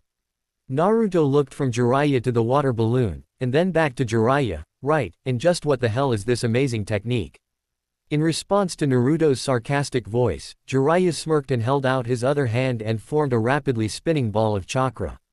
Noticing the blonde's slightly gaping mouth, Jiraiya grinned. It's called the Rasengan spiraling sphere and was one of the Yondaime's prized techniques. The technique is incredible as it does not require any hand seals to use. That means Jujutsu like the Sharingan won't be able to copy it. That's because this jutsu is pure chakra manipulation taken to the highest level. Wow, Naruto whispered as he stared at the spinning ball of chakra. It looked like a miniature maelstrom inside of that blue orb. That is some seriously compressed chakra. Wow is right, Gaki, Jiraiya grinned. Now, as I said, the first step to this technique is rotation. Tell me, how is tree climbing and water walking done? With tree climbing you have to release a set amount of chakra and maintain it so that you stick to the tree. And with water walking it's similar, except rather than maintain a set amount, you have to continuously release chakra and change it depending on the density of the liquid surface. Jiraiya blinked at the not only accurate, but decently complex answer. I have to remember this kid isn't as dumb as he likes to sometimes act. That's right, this could be considered a step higher, or several steps higher. Now watch this. Naruto watched as Jiraiya held out the hand with the water balloon. He could feel the chakra that the Toad Sennin was pouring into the balloon, and saw that it was starting to form lumps on the surface. Less than a second later the balloon popped, letting water explode everywhere. Jiraiya shook the water off his hand. Now that you've seen it I want you to pop. The old Sannin was cut off by the sound of a balloon popping and water splashing along the ground. Jiraiya looked at Naruto to see him cursing and shaking his hand of the water. Having seemingly had enough, Naruto channeled massive amount of Yuki to his hand and used a quick kitsune bai to dry himself off. Let's see you do that again. Jiraiya took out one of the extra water balloons he had and tossed it to Naruto. Naruto caught the balloon and channeled some chakra into it. Jiraiya watched in shock as the balloon gained a lumpy surface and then popped. How did you get that down so quickly? What do you mean? Asked Naruto as he tilted his head to the side in confusion. I just saw the way the jutsu worked. When you popped the balloon, the surface became lumpy before popping. When I saw the jutsu outside of the balloon, I noticed that it had chakra swirling in all different directions. Honestly, it wasn't that hard to figure out that in order to make the balloon pop, I had to rotate my chakra in several dozen directions. So what's the next step? Jiraiya grabbed a rubber ball and tossed it to Naruto in dumb fashion, his mind still slightly blank at how fast Naruto had gotten the first stage of the jutsu. Now the second step is power. This is usually the hardest step since you have to put as much power into the jutsu as you can to pop the balloon. Naruto nodded and began channeling his Yuki into the balloon. Bam! What the fuck? Naruto shouted as he covered his ears after popping the rubber ball. Why the hell was that so loud? He picked at his ears to try and get the ringing out. Sometimes he really cursed his enhanced senses. How the hell did you do that? Jiraiya almost felt himself have a seizure. Okay, the first step, while difficult, was not impossible to get that fast, seeing how observant the boy was. But this was just ridiculous. There is no way you should have gotten that so quickly. Generating enough power consistently like that takes time. Naruto picked out his ear as Jiraiya griped, Arrow Sennin, are you forgetting who I have sealed inside of me? I've got power in spades. In truth that was only half the reason, but he did not want to tell Jiraiya that he was actually a Hanyu and his Yuki was simply more potent and allowed him to use more powerful attacks easily. So, what's the third step? Jiraiya pulled out a balloon and blew it up before handing it to Naruto. The third step is combining the first two within that balloon without making it pop. So, what am I doing exactly? Asked Naruto. Jiraiya held out a hand and formed a Rasengan in it, causing Naruto's eye to gain a light of recognition. Ah, so I'm actually creating the jutsu inside of the balloon. Then that means the third step is control. That's right, Jiraiya nodded as he watched Naruto try the third step, only to fail and make the balloon pop. He was glad to see that if he were honest, if this kid managed to learn the Rasengan in one day, he would have had a heart attack. Continue working on that while we walk, we need to get to the next town. You know, this kind of reminds me of those sandcastles I've seen kids make in the park, right after they step on them, Naruto said as he and Jiraiya found themselves staring at what used to be the famous castle of Tanzaku Gai. Now it was really nothing more than a pile of rubble and debris. As the pair walked close to the scene, Naruto picked at some of the debris. "Hey Rasengan, this place has a heavy smell of snakes," Naruto commented as he sniffed the air. Jiraiya looked over at him with a frown. "Snakes huh, what else can you smell?" Naruto took several more whiffs of the air and frowned. "Aside from snakes I can smell sake, a lot of sake. And it's a little hard to pick up, but I also smell antiseptics." "Then that means we're close to our quarry." Jiraiya began moving away from the castle. "Come on Gaki, chances are good my teammate is here, and if the smell of snakes are any indication, she had a run-in with my other teammate, so I want to find her as soon as possible." The pair had searched for the entire day and had no luck in finding the wayward healer. They decided to stop and get a meal at a local tavern before getting a place to stay for the night. As they entered the tavern, Jiraiya took a look around and stopped when his eyes landed on a very familiar face, Tsunade. A blonde woman who had been drinking rather heavily looked up to reveal a diamond symbol on her forehead and honey-colored eyes. "Jiraiya. What the hell are you doing here?"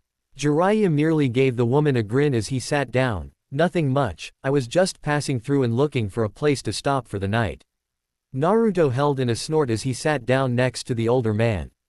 He looked at the other occupants in the booth and noticed a black-haired woman holding what appeared to be a well-pampered pig. "Well, isn't this day just full of surprises?" Tsunade said, and Naruto had to hold in his gag reflex as he smelled more alcohol on her than he had ever smelled on anyone else. All the old faces just keep coming back. Naruto stiffened as he heard that and Jiraiya frowned. "So you did meet Orochimaru then? What did the snake want?" Tsunade glared as the black-haired woman who looked like she was about to speak. "Oh, you know, just dropped in the neighborhood to see how I was doing." Jiraiya took the bottle of sake that was on the table and poured himself a glass before getting out a deck of cards and shuffling them. "If you met him, then I take it you've heard about Sensei." He tossed her a set of cards before laying the deck on the table. "Of course, the old snake told me about how he did the deed himself." Tsunade looked at her cards, placing 2 of them next to the deck and grabbing 2 more. "Now why don't you just cut to the chase and tell me why you're here? Getting straight to the point is always princess." Jiraiya looked up at Tsunade to see her glaring at him, and decided to get to the point, lest he incur her wrath. "As you know, Konoha is currently without a Hokage. So the council, in all its wisdom, has decided that you are to be the next Hokage." Naruto felt a jolt of surprise run through him at the announcement, having not expected it at all.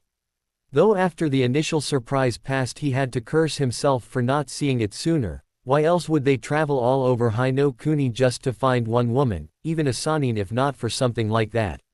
Hokage huh? I don't know why you even bothered coming here then." Tsunade looked at her cards before placing them on the table.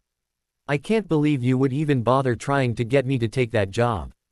I may do a lot of gambling, Jiraiya, but money is easily replicable, a life isn't. Becoming Hokage. That's a fool's bet. Look at what happened to all of the Hokages, they all died. Even the Yondaime died young. The Hokage's job is for nothing but fools and idiots." She did not get the chance to say anything as she felt a blast of air and had to blink as she saw a fist mere centimeters from her face. She followed the fist to see it was attached to one Uzumaki Naruto, who was being restrained by Jiraiya. His face was carved into a snarl, and she was shocked to see his eyes shifting from blue to amethyst to red and back to blue. "Damn it Gaki. Calm down." Jiraiya struggled and actually had to put in a lot of effort to hold the kid back. "Kami, what the hell is with this kid's strength?" "Shut up Rasengan. Maybe you can just stand there and listen to her insult Oji-san and the other Hokages, but I won't put up with it." Naruto bared his elongated canines at the blonde woman. "There's no way I'm letting some wrinkly old hag like her insult Oji-san's memory like that." Tsunade looked at him, blinking in a bit of curiosity. At least until he called her an old hag, then she turned a glare on him before looking at Jiraiya. "Who's the brat? Don't tell me you've actually taken another apprentice. I thought you had forsworn taking on any more after your last one died.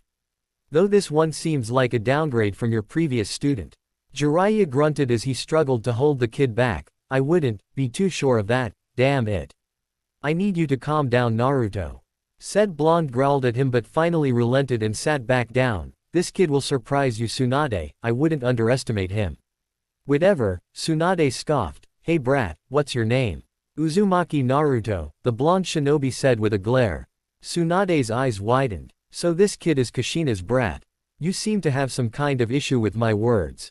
Can't take the truth. What truth? Yours. Why should I listen to some old drunk who looks like she washed out a long time ago? Naruto smirked when he saw Tsunade getting pissed. Rasengan, we should probably get going. A pathetic alcoholic old lady like her could never be Hokage. She simply doesn't have what it takes. What was that, Yugaki? Tsunade slammed her hands on the table. Listen here. I'm the granddaughter of the Shodai and the grandniece of the Nadaime. I'm more than capable of being Hokage if I so desired. Naruto began to chuckle before it turned into a laugh. I already know of your heritage, and I have to say, for someone with such a strong lineage, you're a big disappointment. You sit here wasting your days away drowning in sake. Really, your ancestors must be disgusted with the bitter old drunk you've become. That's it, Gaki. Let's take this outside. Tsunade stood up and walked out of the front door. Fine by me, you old hag. Naruto got out of the booth and followed Tsunade outside. Jiraiya sighed. Great, I somehow should have figured this would happen. Come on, Shizune, we need to make sure someone's there to pick up the pieces after this is all over. Naruto and Tsunade stood across each other in the middle of the street. The blonde genin was glad that it was so late at night and no one else was there. That meant he could really go all out, which was good because Naruto knew that to even get a hit on a Sannin he would need to use all the tricks in the book. Tsunade looked at him and smirked as she held up a finger. One finger is all I'll need to beat you. Naruto narrowed his eyes. He did not like being underestimated like that, but like his battle with Kisame he would make an exception. Okay, so I've got 3 advantages over her. The first is she is seriously underestimating me. The second is that she is really drunk, that will make her sloppy. And the third is she's obviously a decade or so out of practice, so she won't be as strong as Jiraiya. Tsunade, you really don't need to do this. Why don't you just calm down and we can talk things through, Jiraiya suggested. There's nothing to talk about, Jiraiya, and this Gaki needs to learn his place. Tsunade glared at the Toad Sannin. She's right, Rasengan. Crabby old drunks like her need to learn that drowning themselves in alcohol only makes the situation worse, Naruto shot back. Tsunade ground her teeth as she glared at the much younger blonde. Before we get this little fight started, I just have one question. Why do you care about the Hokages so much? What kind of stupid-ass question is that? Naruto scoffed. It should be obvious. Being Hokage is my dream. Tsunade's eyes widened as she heard that, and for just a second she could see the figures of her dead lover Dan, and her little brother Naoki, both of whom had the same dream as the blonde before her, standing behind him. The images disappeared quickly since Naruto, seeing her distracted, had decided to start the fight off. He charged at her with speeds that greatly surprised and shocked Tsunade, coming in quickly with an attempt to smash a fist in her gut. However, Tsunade was not a Sannin for nothing, and swatted the attack away with one finger as per her boast. With Naruto now off balance, she flicked him in the head with the same finger, only to be shocked when Naruto went up in a burst of smoke. It was then that another Naruto came in through the smoke. Tsunade reacted on instinct and attempted to finger flick him. However, due to how drunk Tsunade was, as well as the fact that she had not been in a serious fight for nearly a decade and a half, she was far slower than she should be.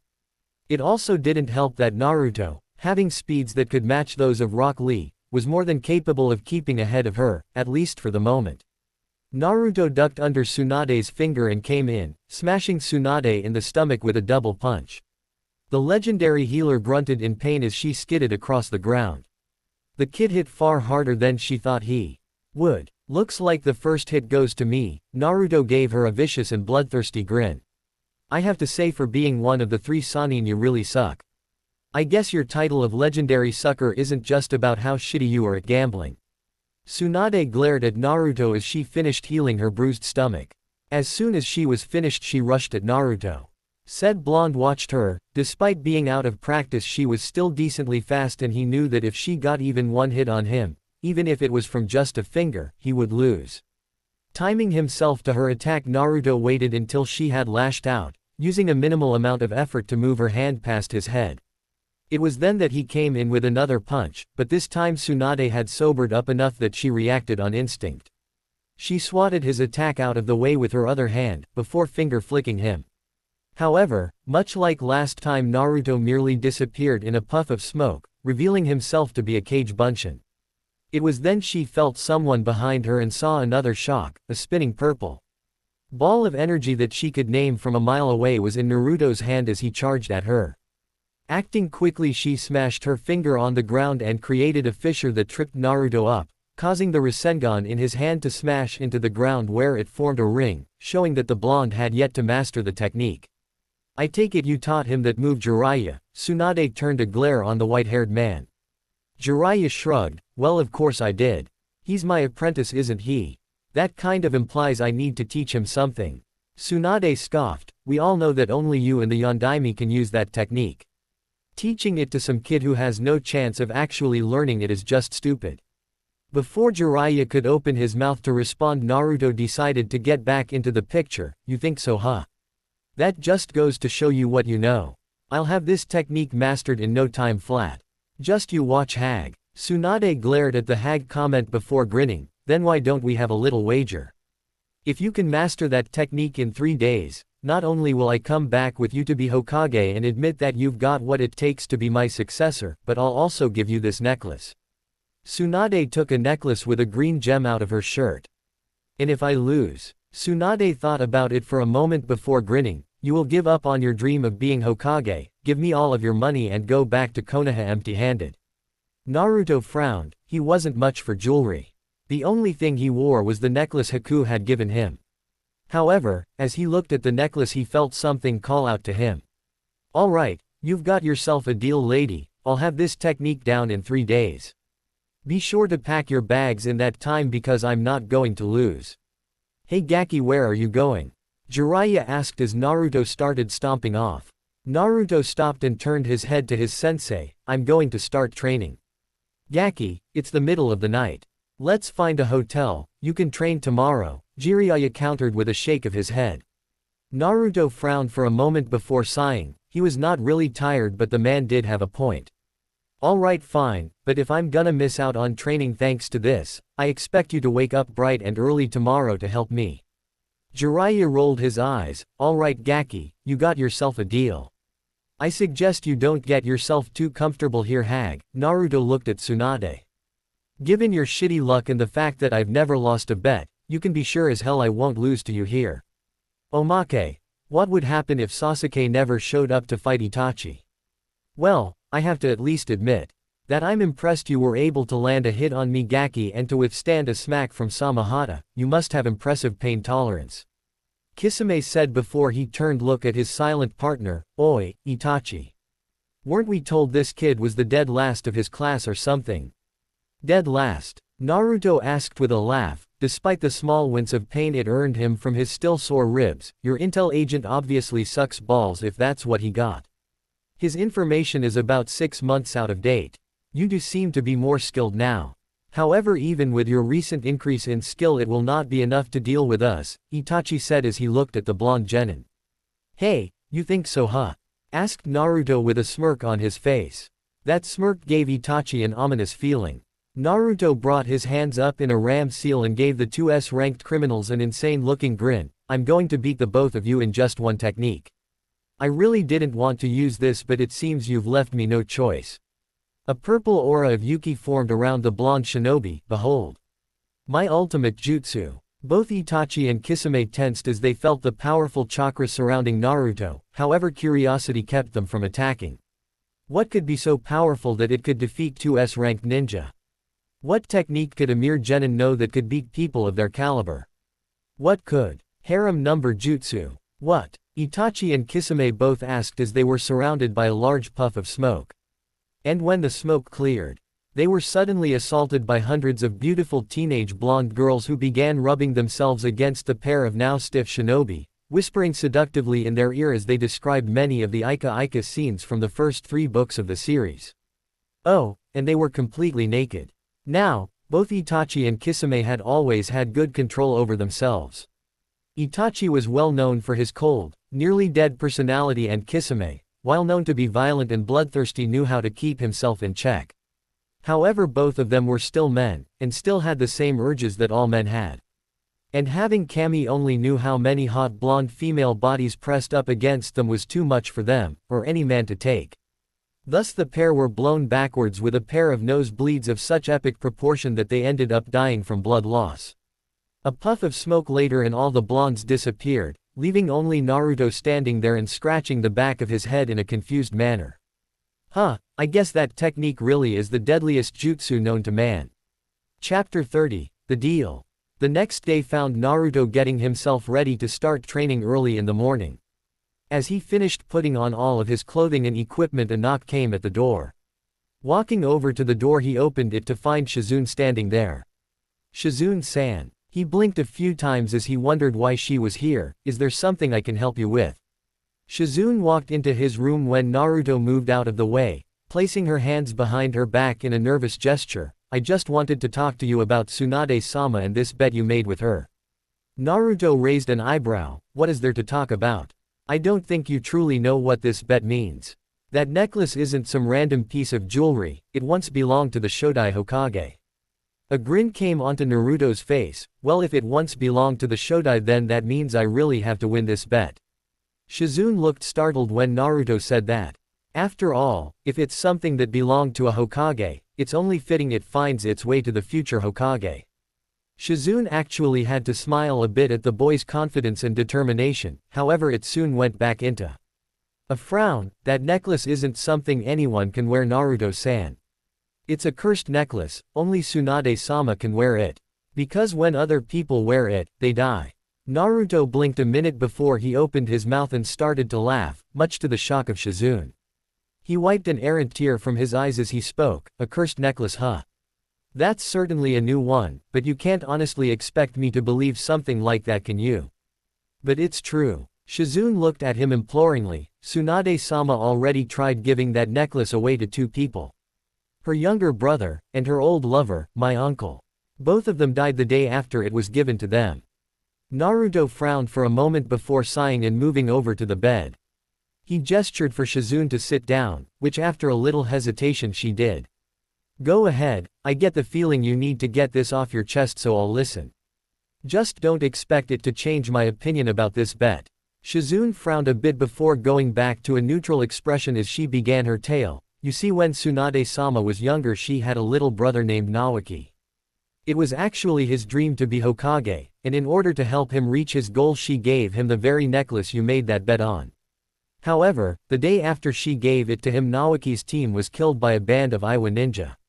It was so bad that the only way they were even able to identify the body was because of the necklace they found on it.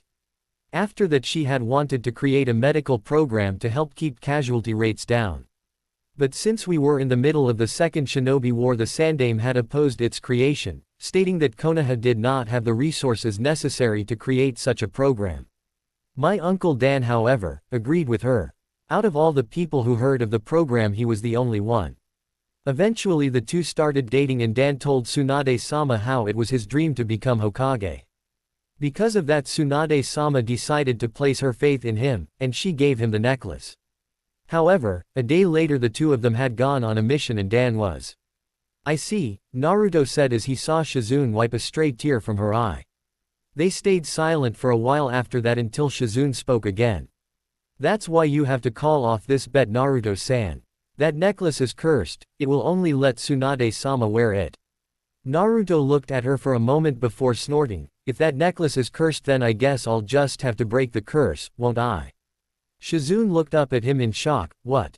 There's no way I'm letting something like this go. I'm not going back on this bet, especially now that you've told me this. Naruto stood up as he looked at Shizune. I'm going to win that bet. She's going to give me that necklace, and she will come back to Konoha, even if I have to drag her sorry ass back kicking and screaming. Your master has lived in the past for far too long. It's time she faced up to reality and move on.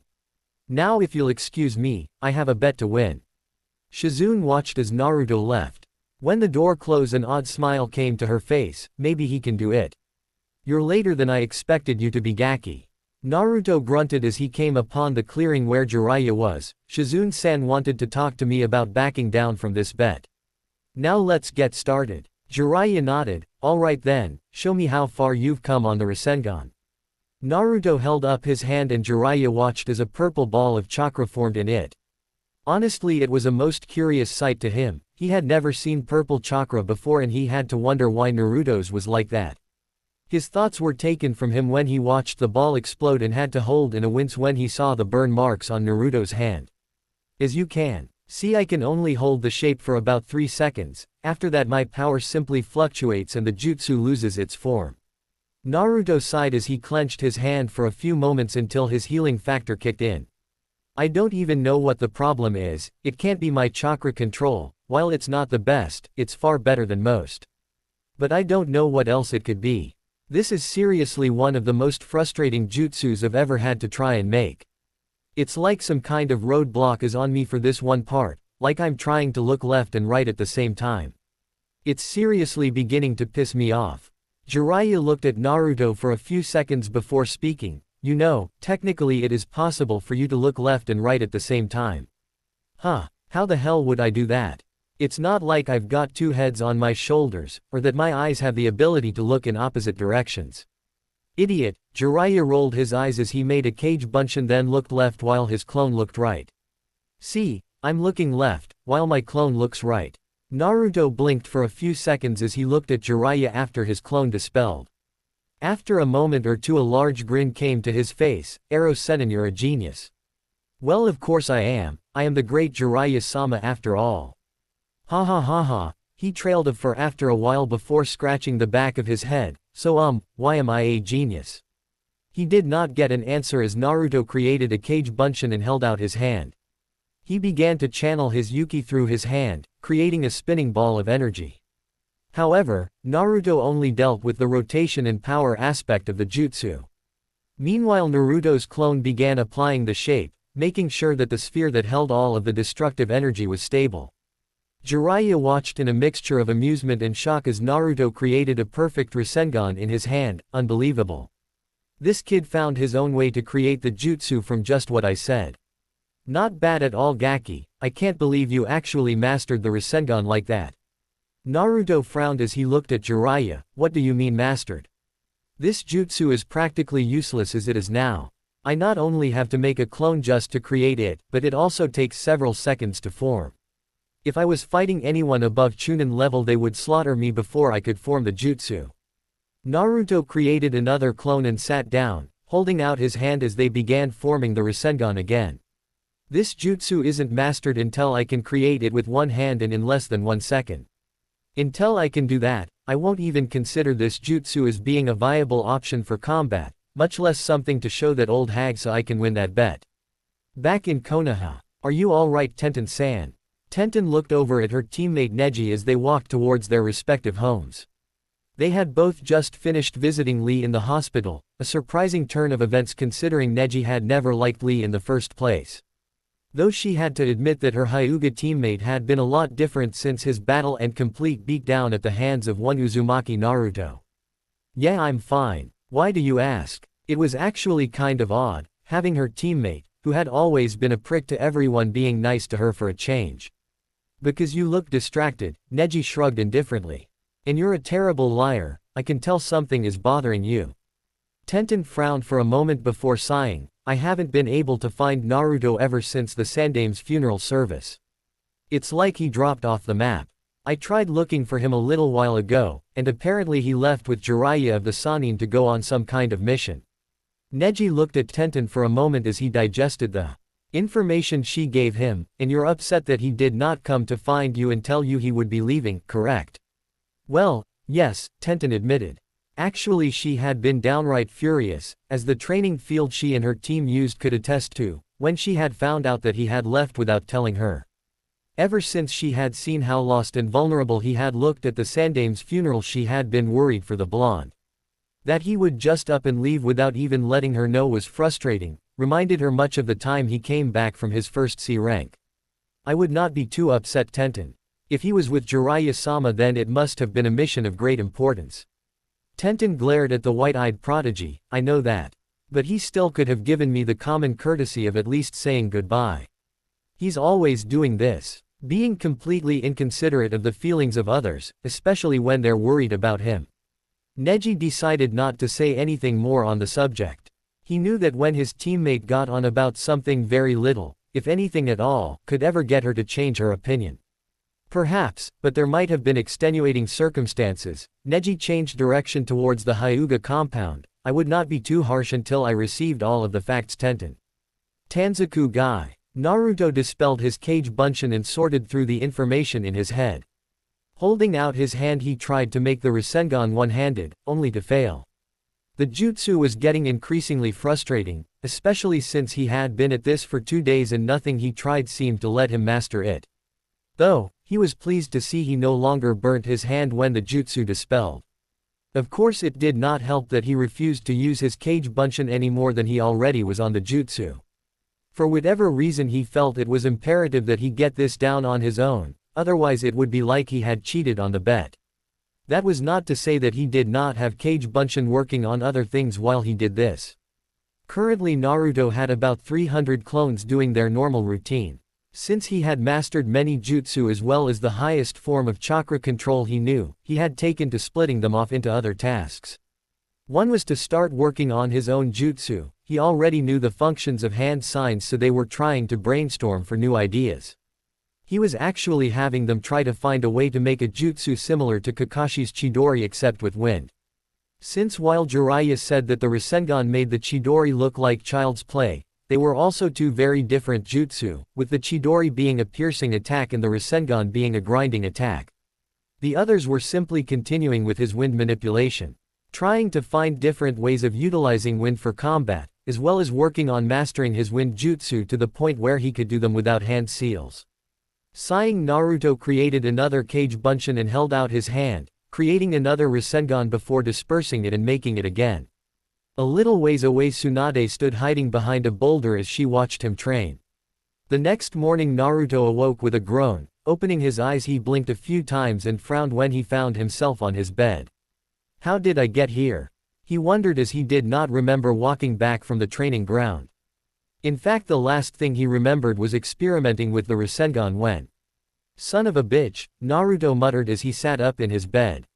Note to self, do not try and make a big as spinning ball of Yuki without adult supervision. Naruto stood up from his bed and was about to go to the bathroom when he ended up tripping over a lump in the room. He was about to curse again when he heard the lump groan. Looking over he found Shizune lying on the floor, making it obvious that it was she he had tripped over. He went up to Shizune and gently shook her awake. Shizune-san. Shizune-san. Shizune let loose another groan as she blinked her eyes open. Naruto-san. Her eyes promptly widened as she shot to her feet, scaring the shit out of Naruto and knocking him on his ass. You're awake. What day is it? Naruto blinked for a moment as he rubbed his sore backside. It's Saturday, Shizune-san. Why? Is there something wrong? Saturday. Shizune looked at Naruto in surprise. But, that means you've only been out for a few hours. Tsunade-sama said it would take at least 2 days for you to wake up from the damage you did to your body. Damage? Naruto asked before remembering that his experiment with the Rasengan had sent him flying through a boulder and smacking him around something fierce. He shrugged the knowledge off. Well, considering what I contain, you shouldn't honestly be too surprised. He trailed off for a moment as he looked at her. You do know I contain the Kyuubi, right? Of course, but what does that have to do with? She trailed off as she realized what he was saying. It was then she remembered what had happened last night. Tsunade-sama. We've got to stop Tsunade-sama. Whoa. Slow down. Naruto placed a hand on her shoulder, keeping her from leaving. You're saying the hag did this to you? Shizune nodded. That's right, and we have to catch up to her before it's too late. I take it she's meeting with the hubby douche Orochimaru today then. Shizune looked at him in surprise. Yes, but how did you know? Naruto shrugged as he let go of her shoulder. When we got here I smelled snakes at the destroyed castle. Only 2 people I know of have that smell and one of them is in Konoha. Shizune nodded at that as she started making her way to the window. We have to find Tsunade-sama before it's too late to stop her. However, as Shizune left to go out the window, a kunai implanted itself right next to her head. Naruto and Shizune turned to see Jiraiya hunched over and slightly pale. Where's Tsunade? His voice was raspy as he slinked over to the pair. Naruto looked at the man for a moment. Damn arrow Sennin. What the hell happened to you? Tsunade slipped me a Mickey, Jiraiya grunted. I should have known better when she asked me to drink with her last night. She's never asked me to do that with her in all the time we've known each other. And thus you make my point about becoming putty for whatever chick who so much as bats her eyelashes at you. Sennin. Naruto grinned as Jiraiya gave him a mild glare. Meanwhile Shizune had gone back inside to get some pills which she proceeded to crush in a glass of water and give to the white-haired sage. Here you go Jiraiya-sama. I'm afraid it's not much of a cure, but it should at least help you out. Thanks Shizune, Jiraiya rasped out as he downed the glass. This is just great, Naruto groaned. So what exactly does the hubby douche want with Ba-chan? Orochimaru wants Tsunade-sama to heal his arms for him. He offered to return Tsunade-sama's most precious people to her by bringing them back from the dead. Today is the day they're supposed to meet. Naruto grimaced. I hadn't realized such a thing was possible. How you feeling Sennin? Jiraiya crushed the glass in his hands. My chakra is still completely out of whack but it will have to do. Shizune-san, is there any way to find Tsunade? Shizune nodded as she grabbed Taunton and jumped down to the ground with the two Konoha ninja following her after that. Taunton, we need you to find Tsunade-sama, think you can help us out? The small pampered pig oinked in what sounded like a yes before it wiggled its way out of Shizune's grip. It sniffed the air a couple of times before turning to Shizune and oinking at her, right before it started running off. Shizune turned to look at the other two. Taunton has her scent, let's get going. The pair followed Taunton back to the old destroyed castle, only to find it was even more of a wreck than when they first saw it. They noted that the destruction was much newer than before, and Naruto noted something else when he took several sniffs of the air. The scent of snakes is much heavier than last time. I can also smell sake and antiseptic, which means the old bat was here too. And judging from the mass amounts of new destruction, I would hazard a guess that she turned him down. That might not be so good for her, Jiraiya grimaced. The hubby Tem always has a backup plan of some kind, so we need to find her before things get too hot for her to handle. The trio plus one pig were off once again, following the scent of snakes and alcohol when they reached a clearing. Within that clearing they found Tsunade with blood caking her face and being beaten on by the person Naruto recognized as Kabuto, the genin from the Chunin exams. Tsunade-sama. Shizune shouted as she ran over to her mistress. Naruto did not quite know what was going on, but he already figured out enough to know what he had to do. Reacting on instinct, the blonde pointed his gauntlet at Kabuto and fired off several dozen Senbon that had a powerful poison on them, courtesy of Anko, at the white-haired traitor. He forced Kabuto to jump back and allow Shizune to go up to her master and start wiping away the blood. I have to admit I'm surprised to see you here Kabuto, though from your headband it's not hard to figure out what's going on. Traitor. Naruto walked in front of Shizune and the currently unresponsive Tsunade. Hello Naruto-kun, I'm not surprised you were able to guess this. Orochimaru-sama spoke highly of your intelligence. Kabuto pushed his glasses up his nose. Naruto narrowed his eyes dangerously as he looked from Kabuto to his master.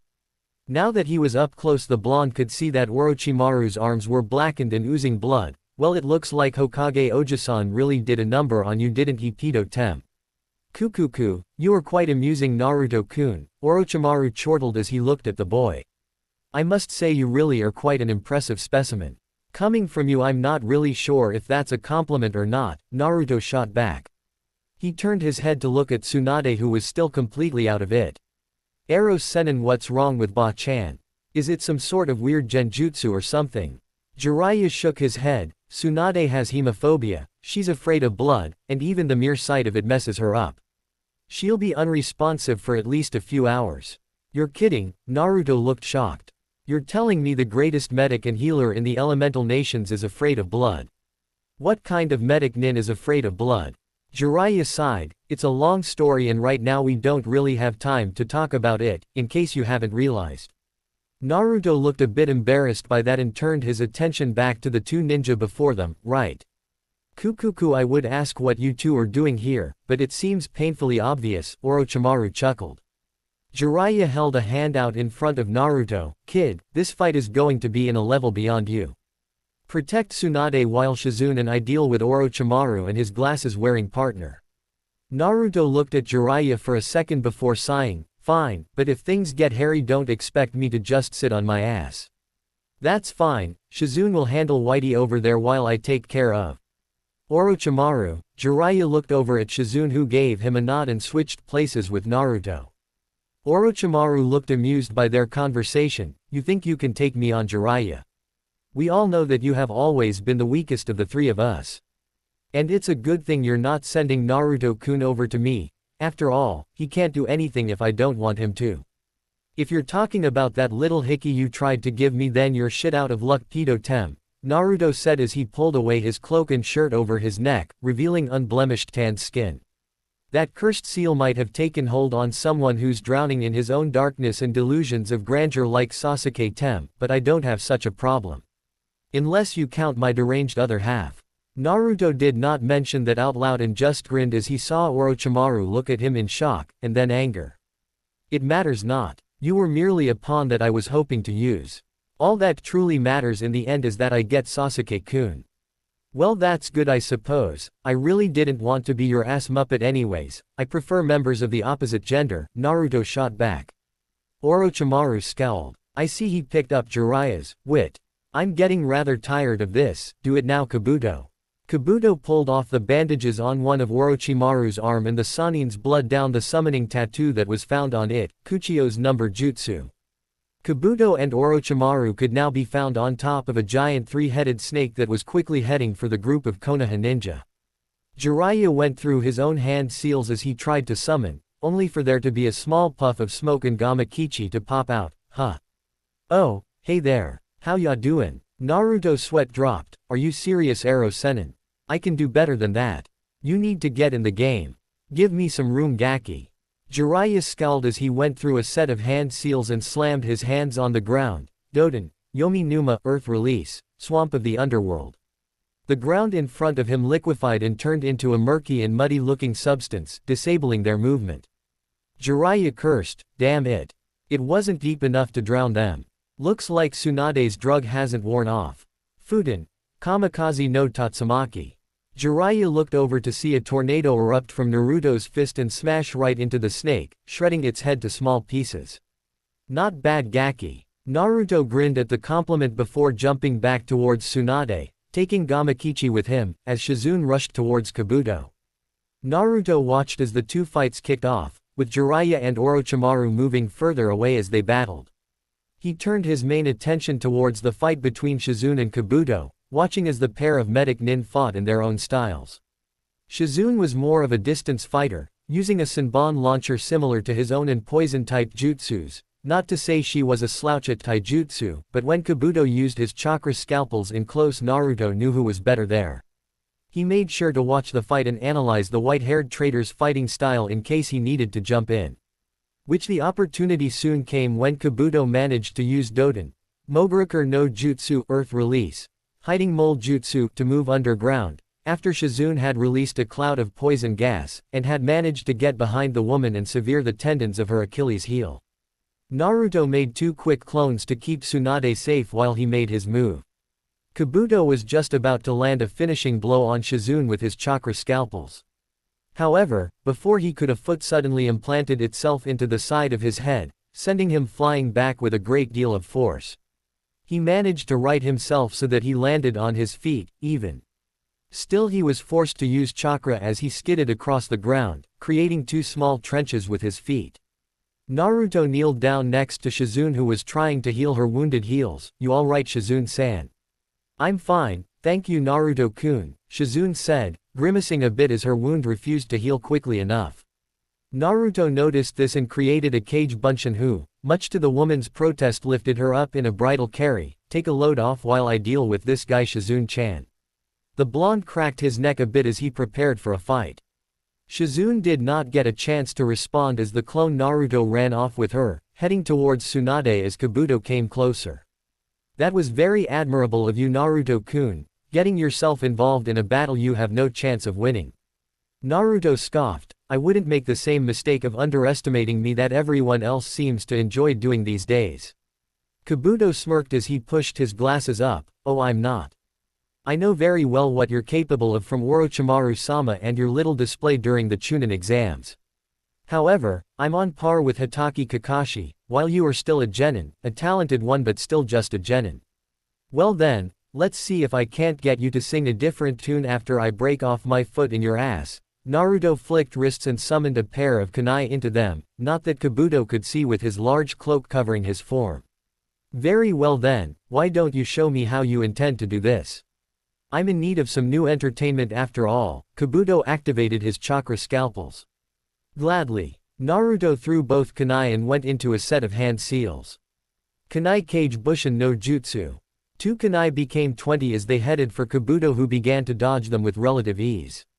When they all passed, he just scoffed. I hope you can do better than that. Kabuto ran at Naruto, not catching the small smirk on the blonde's face. Thanks to the fact that Naruto's hands could not be seen under his cloak, Kabuto had no clue that Naruto was manipulating his kunai to come back with chakra strings. It was only years of training that saved Kabuto from being impaled from behind. He swerved out of the way of the kunai, rolling to the left and coming back up on his feet. Unfortunately for him, Naruto knew better than to play around with someone who Orochimaru trusted enough to help in his missions, and was already right in the traitor's face. Naruto launched a knee at Kabuto that the older teen was simply too slow to block. It hit him in the face, and there was a sickening crunch as the cartilage of Kabuto's nose broke, and then he was sent reeling backwards. Not wanting to let up and allow Kabuto any time to actually get his act together, Naruto linked his fists together and thrust them out. Fuden. Kamikaze Seiken. There was a ripple of air that flew at high speeds towards Kabuto, smacking him and sending him flying backwards where he skidded along the ground. Naruto watched as Kabuto got up with a small trickle of blood running down his mouth. That was a pretty good hit, Naruto-kun. Orochimaru-sama was right about your skills. It's only too bad that Mark didn't stick, or I would have been able to let you live. Naruto rolled his eyes as he watched Kabuto heal himself. So you say, but I have yet to see you land a hit on me. From what I can tell, you're a medic nin and close combat specialist who uses chakra scalpels to defeat your opponents. Whereas I, on the other hand, would be considered a mid to close range taijutsu and ninjutsu specialist. Though I have a fair few long range attacks, all I need to do is not let you get close enough to utilize those scalpels of yours and I'm good. You say that like it's going to be easy. Do not forget that I happen to be a Jonin-level shinobi, Naruto-kun. Kabuto stood up all the way as he finished healing. He knew now that he could not afford to take Naruto lightly. Could you stop calling me kun? Seriously, it's creepy enough when Guy and Lee call me that, but at least I know they're straight. Naruto paused. Well, Lee's straight seeing as he has a crush on Sakura. Anyway, the last thing I need is for someone who likes to be used as an ass muppet for some pedophilic snake with a fetish for little boys to call me that. Kabuto scowled. Don't talk about Orochimaru-sama like that. You can't even hope to understand his greatness and power. Naruto grinned. You know, from the way you're defending him, it seems like I've struck home. Perhaps there is more to what I said than I thought, seeing as how you never denied my accusation. Kabuto rushed Naruto, moving surprisingly fast. The blonde was more than glad he had trained with Jiraiya, who was far faster. Reacting before Kabuto could get too close, Naruto sent several kunai at him, already beginning 2 sets of hand seals using one-handed seals for each hand. Kunai Kage Bushin no Jutsu. Raiden. Kaminari Shuriken. The kunai quickly multiplied into several dozen right before they all burst with lightning that rained down at Kabuto as they passed. The medic nin was forced to do his best to dodge the attacks, allowing Naruto enough time to make several clones that he sent out to engage Kabuto. Shizune looked at her master and sighed. She had managed to clean all of the blood off of her master, but Tsunade was still not responding to any outside stimuli. She looked at her Achilles tendons, which were now healed if a bit swollen. Despite her proficiency as a medic nin, she was not as good at healing muscle groups as she was other areas. She looked back over towards the battle, worried about whether or not Naruto would need her help. She was pleasantly surprised to find that he seemed to be holding his own against Orochimaru's right-hand man. She watched as Kabuto was sent sailing backwards and rolling along the ground. Shizune was sure that if Kabuto were not a skilled medic nin, he would have fallen by now. Tsunade had likewise taken to watching the battle, not that she could do much else. With her being completely incapable of actually moving any muscle in her body, and having already been facing the area of the battle since the beginning, she was naturally subjected to watching the fight play out. When she had first met the blonde, she had been utterly enraged by his attitude and the disrespect that he showed her. However, when they had their first battle, she had been completely caught off guard when he showed that he was more than he looked. It also did not help that in that first battle, he had reminded her so much of both her younger brother and her dead lover that it almost hurt. She had then watched him train after the bet and was once again shocked by his method, using Kage Bunshin to speed up the process of his training, as well as how he had created a Rasengan using a Kage Bunshin to help his control. Tsunade had been even more impressed when he did not use that same method of mass Kage Bunshin training to actually use the Yondaime's prized jutsu one-handed, but rather attempted to accomplish it the honorable way. Man, look at that. Naruto ni is kicking some serious ass. Gamakichi watched with a grin on his face.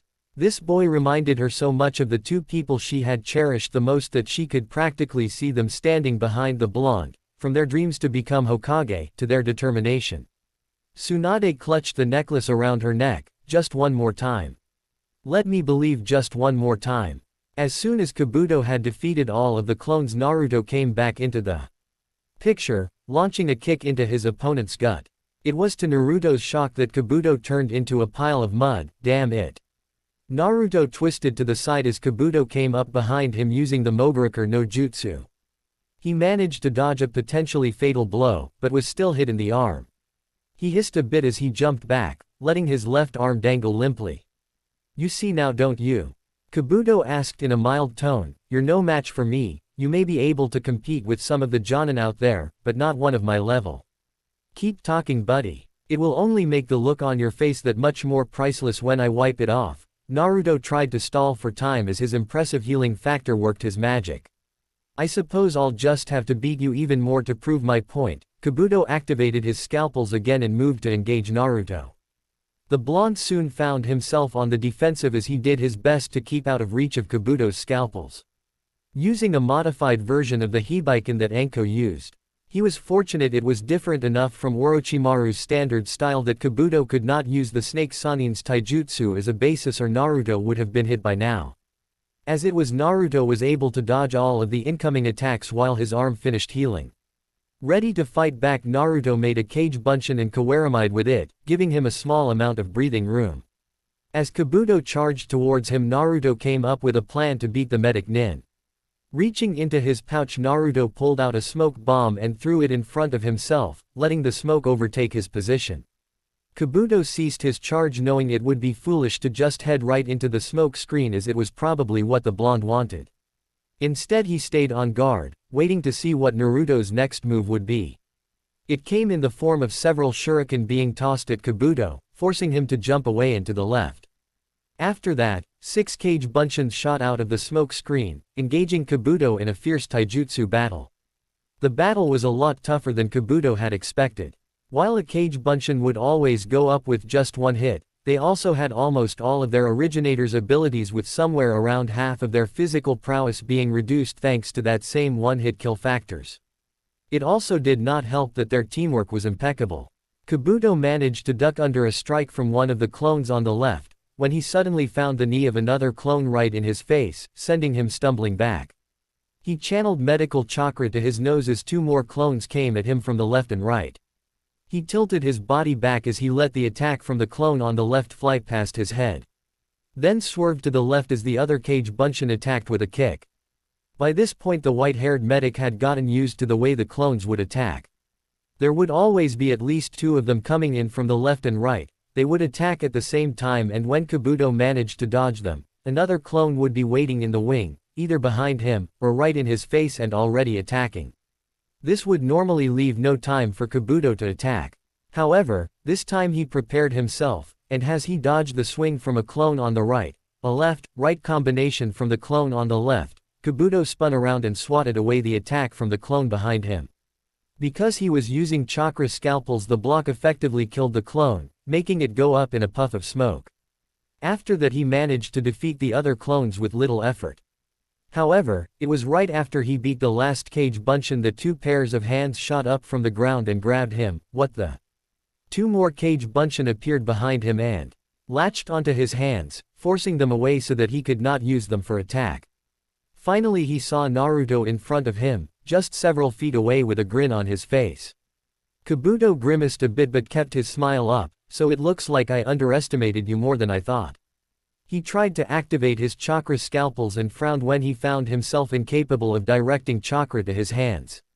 Naruto's grin widened. Damn right you did, and now it's too late for you to do anything. I'm sure by now you've noticed that you can't use those blasted chakra scalpels of yours. The grin widened a bit when he saw Kabuto's eyes widen. That's right, my clones placed a pair of chakra disruption seals in your hands. I would have just had them disrupt your whole system, but they don't have the chakra necessary for that. Not like it matters anyway, I just need you to stand still and be my guinea pig for this new jutsu I learned. I've never used it on a human before, so you'll have to tell me what it feels like, if you survive. With that said, Naruto held out a hand and began charging his Yuki into it. Kabuto's eyes widened as he recognized the famed jutsu that the blonde had just created and began to struggle even more. Not that it did any good, while he may have been a tad faster, Naruto was a lot stronger, as were his clones. Naruto began a slow pace towards Kabuto, picking it up into a light jog before it turned into a full-on sprint. When Naruto got close, he thrust his hand out, Rasengan. Naruto ignored the gore that splattered across his face as the jutsu tore into Kabuto's skin and muscles. The medic nin was eventually sent flying straight into a nearby boulder that shattered upon impact.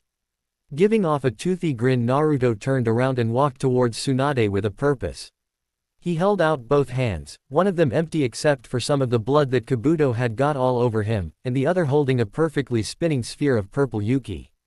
He stopped right in front of a stunned Tsunade who was staring up at him in shock. Well, Ba-chan, it looks like your title of legendary sucker holds true.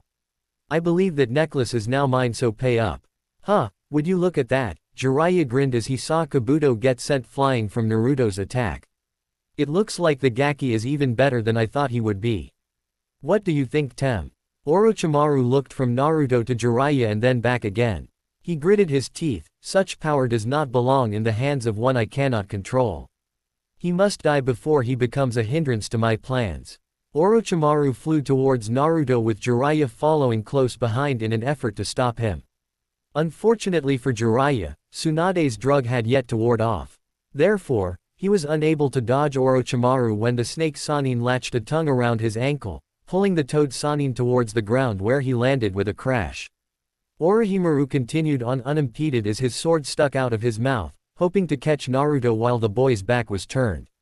Naruto's grin dropped as his senses went off, which was fortunate as it allowed Naruto to dodge the incoming attack. What was unfortunate was that Naruto, despite being fast, was no match for a Sannin. He managed to dodge any grievous injuries, but the blade still managed to impale him, going right through his collarbone. All eyes widened as the Kusanagi blade was found going straight through Naruto. Naruto himself held back a yelp of pain and looked down to see the sword sticking through his shoulder. His eyes flashed red for a moment and Naruto let out a roar that sounded more demon than human as he whirled himself around, forcing the blade out of him. Gripping his shoulder, Naruto dropped to his knees as he felt his healing factor fighting against the poison. Naruto-kun. Kei Kyuubi. Naruto was surprised to hear the vixen's voice after several days. I'm right here. Hang on 1 second, I'm flushing the poison. The redhead's voice sounded more frantic than he had ever heard it as she began actively channeling her Yuki into the wound to flush the poison faster. How long will that take? About 5 minutes to flush the poison. The wound will take longer to heal though because this type of poison causes necrosis. Naruto gave a mental nod and sent his thanks to Kyuubi when he felt a hand on his shoulder. He looked at the hand to see it glowing green with medical chakra. Following the hand, he saw that it belonged to Tsunade, who was looking at him with concentration and worry. Ba-chan. Tsunade grunted, you okay, Gaki? Despite the stinging, Naruto gave her a grin. Ha. It will take more than a little poison to keep me down. Tsunade actually found herself smiling at the brave face Naruto put on, not quite realizing that what he said was true. Even if Kyuubi had refused to heal him, his own natural healing would keep him from dying, it would just take longer. As Tsunade continued her work, Naruto saw Orochimaru coming at them from behind Tsunade with the Kusanagi still sticking in his mouth. Not really thinking about what he was doing, Naruto pushed Tsunade out of the way. This move, while brave and managed to save Tsunade from fatal injury, it could not save Naruto from getting wounded. The Kusanagi blade managed to pierce Naruto on the right side of his chest, nearly nicking his heart. Naruto heard both Tsunade's scream on the outside and Kyuubi's scream inside of his mind. However, it was too hazy to actually make out what they were saying out. Instead he looked up from the sword that was piercing him to see the smug face of Orochimaru. It was then that something inside of him snapped. With a loud roar that was anything but human, Naruto pulled back his fist and launched it at the now shocked face of Orochimaru. The attack hit dead on and everyone could hear the squelch as the pale-skinned man's face caved in. The man had let go of the Kusanagi as he was sent rocketing away, skidding along the ground and creating a trench. Naruto looked down at the sword, grabbing onto it and yanking it out before he threw it in the dirt. When he looked back up his eyes were not the blue that most people saw, nor even the red that signified Kyuubi's Yuki being used. They were purple with black slits running down the middle. His transformation soon became more than just his eyes as his whisker marks began to thicken, becoming jagged lines much like when he was using Kyuubi's Yuki.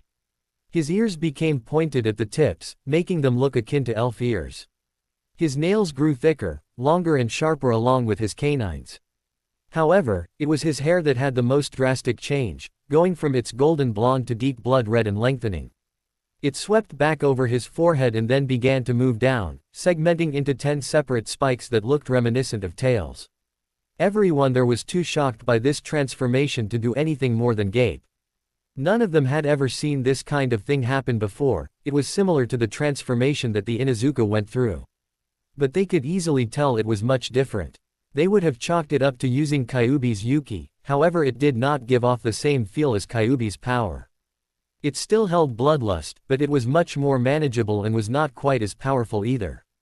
Still it was enough that everyone in the clearing were in awe of the amount of pure energy the boy radiated. However, Naruto noticed none of this, and as he looked at Orochimaru and reared his fist back.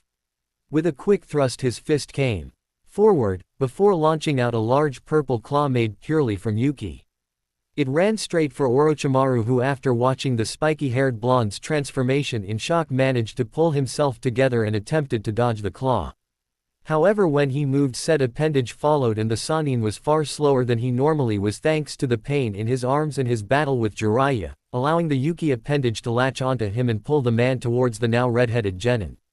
Naruto's left hand flashed out in a spear tip and managed to slice straight through Orochimaru like butter.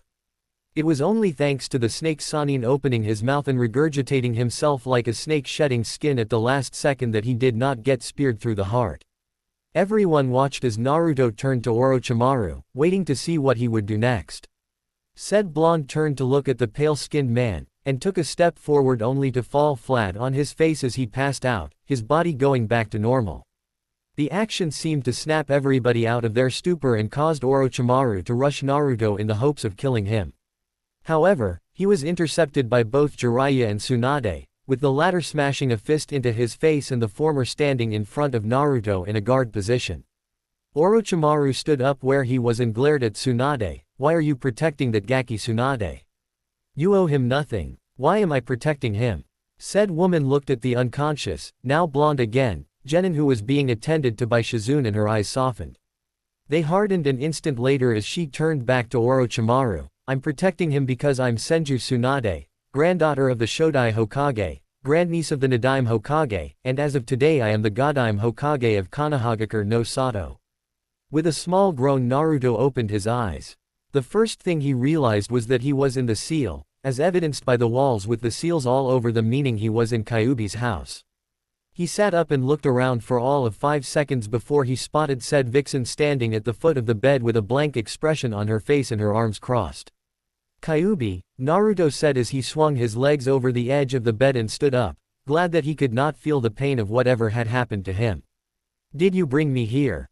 When the woman did not answer him but just continued to stare he sighed. "I suppose you're still upset, though that does beg the question of why I'm here." "You're here because I brought you here," Kyuubi finally said, "because I had to heal your sorry ass for doing something so foolish as to get in front of a sword without defending yourself." "Huh, so that's why I'm unconscious," Naruto said, rubbing his chest as he remembered the sword that pierced him.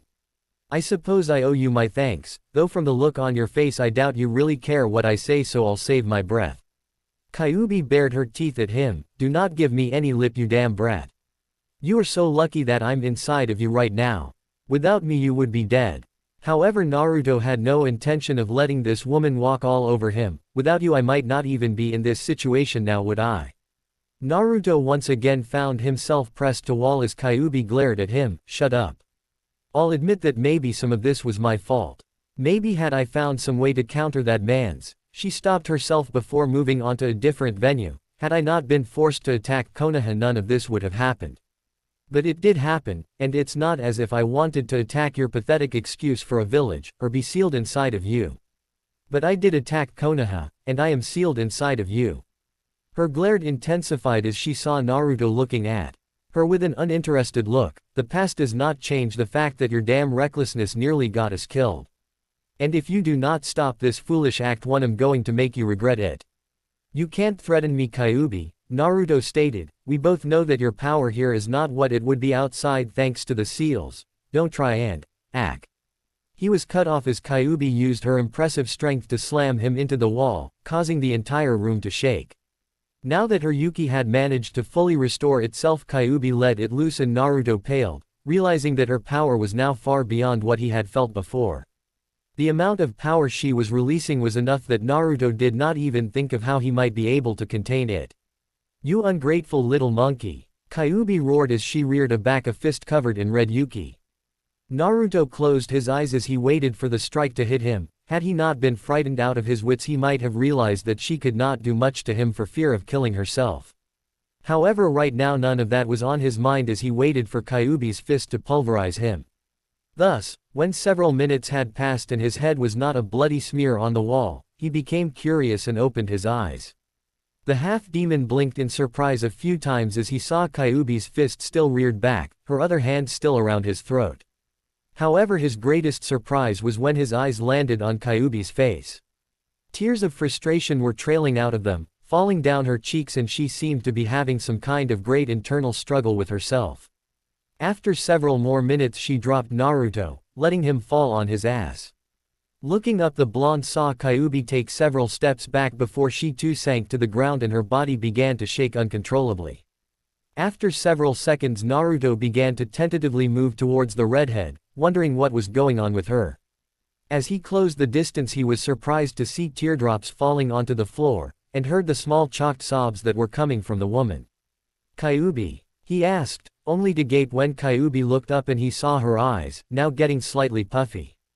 They were not the same eyes he had usually seen on the vindictive and arrogant woman, eyes that spoke of great arrogance and had a teasing, sadistic and vicious quality all mixed up in one. No, these eyes were confused, depressed, and made her look incredibly vulnerable.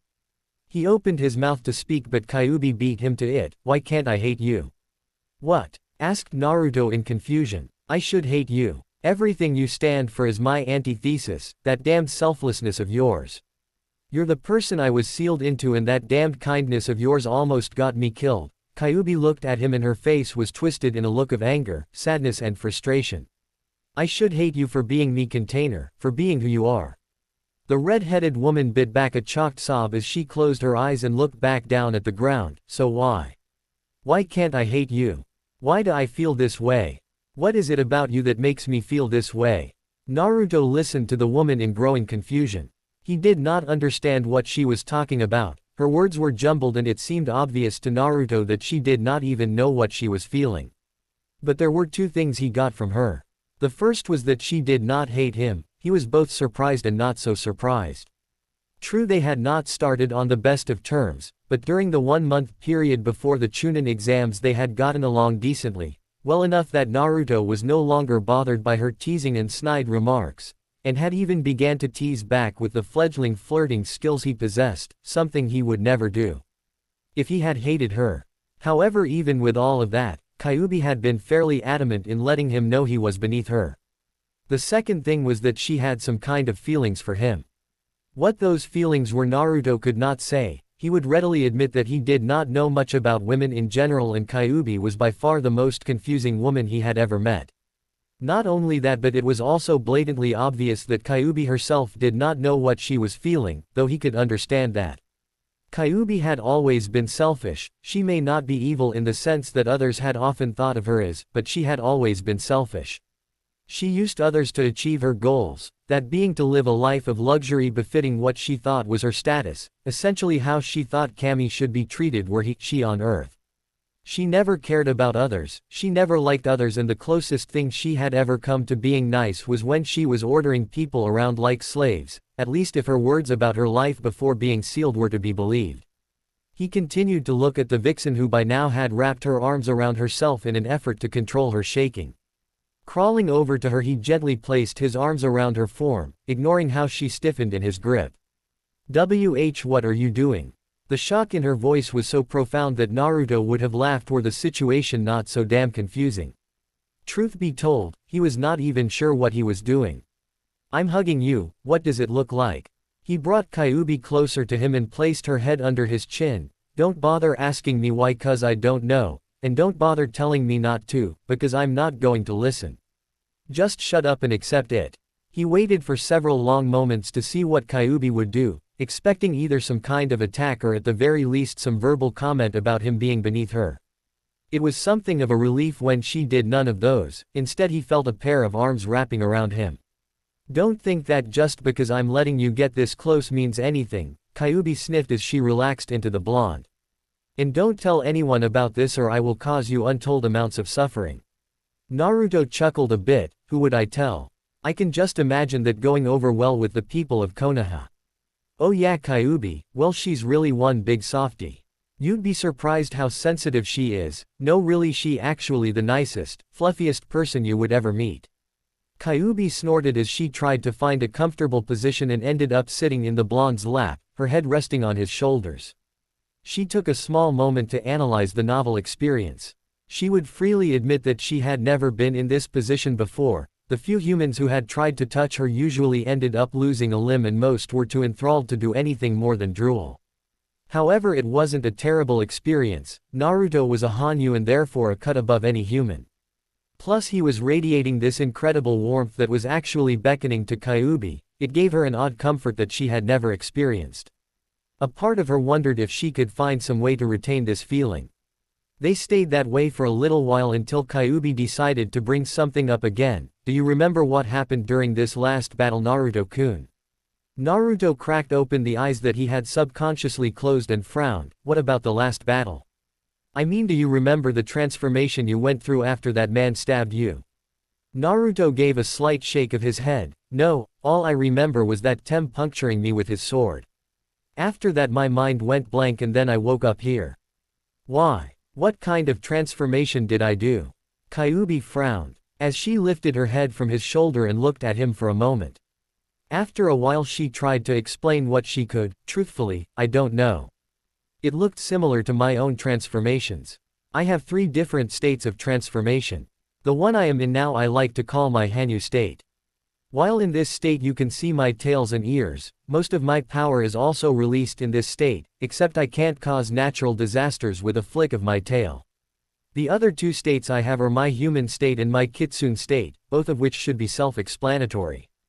Naruto nodded. And you're saying I have something like that? Kyuubi shrugged as her head went back on Naruto's shoulder. As I said, I don't really know. It was similar to mine but also different. It could be one of your abilities that you gained when you became a Hanyu, but I don't really know. The tomes I read said nothing about the abilities that a Hanyu may have. And for all we know this could be something unique to you. I see. Naruto paused. We'll worry about that later. Until we figure out what's going on with my body, there's not much we can do. I suppose you're right. Silence prevailed again for a few minutes until Naruto spoke up in soft voice. Are you still mad at me? Kyuubi closed her eyes and sighed. I was never mad at you. I was just. She paused for as she tried to sort out her feelings in the jumble of emotions she had, worried I guess. You blocked me out so completely that I could not even tell what you were feeling. Naruto raised an eyebrow that went unseen by Kyuubi. You were worried about me. Realizing what she said, Kyuubi's eyes snapped open and she looked up at Naruto. She opened her mouth to make some kind of excuse when she saw the look in his eyes. Snapping it shut, she tried to think of something to say before sighing. Yes, I was worried. Tell anyone I said that, and not even Kami will save you from my wrath. She paused for a moment before continuing. I had always been able to tell what you were feeling, it's a side effect of the seal. However, when you cut me off I could not feel anything, it was like the other times when I had been sealed. You were sealed inside of more people than just me? Asked Naruto in curiosity. Kyuubi swore as she realized she was giving him more information than she had ever intended. She briefly wondered if his was because of their close proximity or that damned annoying feeling of comfort the blonde exuded. She resisted the urge to growl as she spoke again. Yes, but I would prefer not to speak about it. Maybe someday, I'll tell you, but not today. Naruto looked at her for a moment before nodding. I guess I can live with that, and I'm sorry for ignoring you. I won't do it again, I promise. The red-haired vixen could not contain her smile. If there was one thing she learned about Naruto, it was that if he promised something, you'd better believe he would do it. Don't worry about it. A small gleam entered her eye as she spoke again, as she realized he had given her an opening to get some kind of compensation for his stupidity.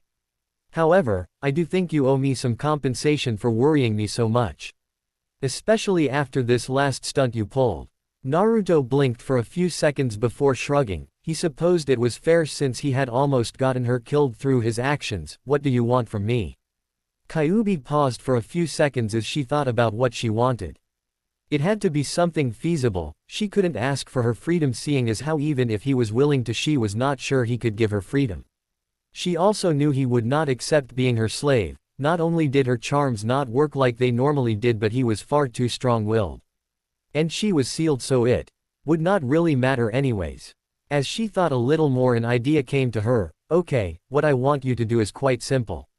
When she was sure she had Naruto's attention, she continued, I want you to spend more time with me. When you go to sleep, your mind doesn't need to rest in the same way your body does, since most of it stays active anyways. From now on, I want you to come into the seal whenever you sleep and spend your nights with me. And nights with you. Naruto squeaked as his face did a Hinata and turned so red one might think he popped a blood vessel. A small trickle of blood also escaped his nose as his mind went straight down the gutter. Never let it be said that Naruto was not a hot-blooded male. Not like that, Naruto-kun. Kyuubi sighed in exasperation, though a part of her was not unreceptive to the thought of intimacy with the blonde. The thought had actually passed through her head once or twice, loath as she was to admit it. He was intelligent, he was strong and would only get stronger as time passed. He had that odd warmth that she could still feel as he held her. And most importantly of all, he was not human. If she ever wanted a relationship or intimacy with anyone, Naruto was the only person that she could feasibly be with. The thought left an odd resonance in her mind. She may have joked about sex a few times, but she had never truly desired it. It's something humans did, and there had never been anyone who she would consider worthy of such an honor. She shook her head of the thoughts and focused on the now. I just want you in the seal with me so I have someone to talk to. It gets awfully. She paused before finally admitting another issue she had, lonely here in your mind. She did not mention there was actually another voice in his mind. Kyuubi did not like talking to her anyways. I didn't think you felt lonely, Naruto commented. Kyuubi frowned before deciding that since she was being honest, she might as well explain herself. I am the only one of my kind, Naruto-kun. Yes, there are other Biju, but they are mindless beasts compared to me. They are creatures of instinct. Even humans have a more complex thought process than they do. The other Biju are terribly stupid, and the only thing they can do is cause mass amounts of pointless destruction. The few that I have seen actually tried to attack me. They cannot hold an intelligent conversation, and from what I understand they only gain a form of intelligence after they have been subdued by whoever they are sealed into, and by that point.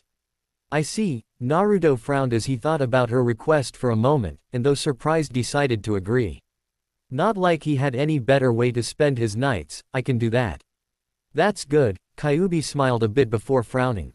Now I'm afraid you need to wake so the people who are with you stop worrying about you so much.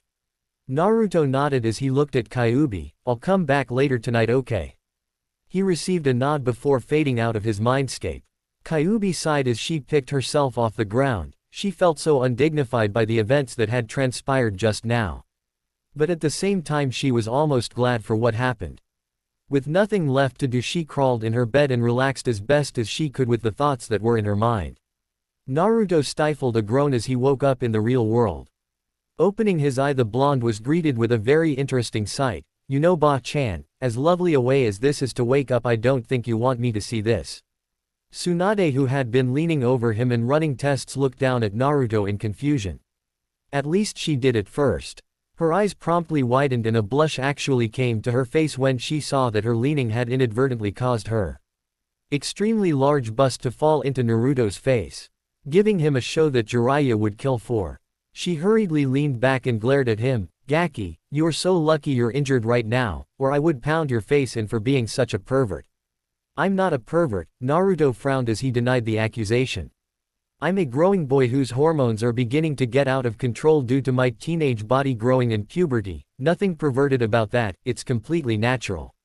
Tsunade rolled her eyes. Nice medical dissertation, but it doesn't make a difference, you're still a pervert. And I guess this is because all men are perverts? Naruto questioned in a sarcastic tone. Of course. Naruto rolled his eyes as he attempted to sit up, only to wince a bit as his chest stung. Damn, I'm still tender there. You shouldn't move yet, brat. That sword did quite a bit of damage to you. Not only the stab wounds themselves, but the poison had been causing the cells of your muscles, bones and tissue to die. In fact, by all rights you shouldn't even be alive. Tsunade tried to push him back down, however Naruto held firm until she relented and let him sit up.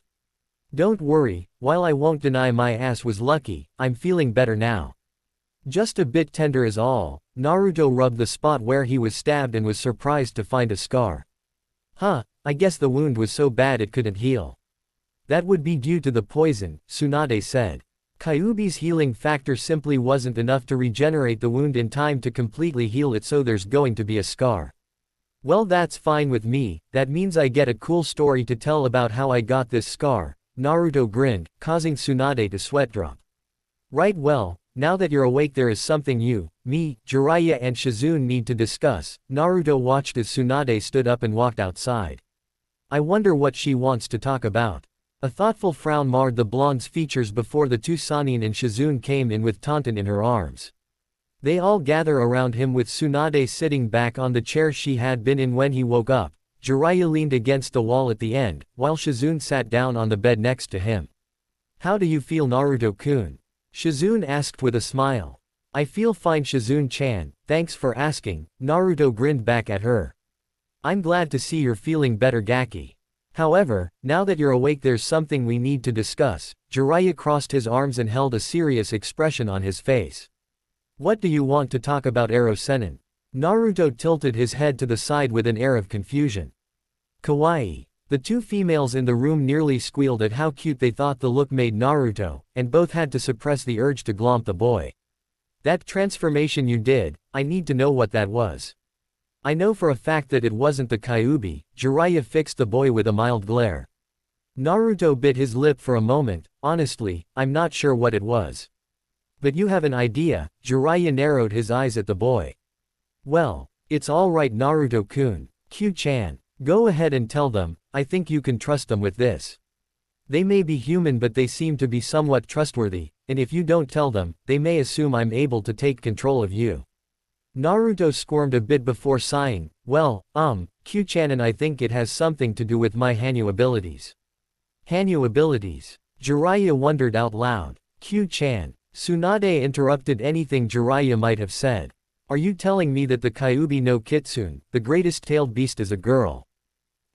Yes. Naruto eyed the blonde wearily.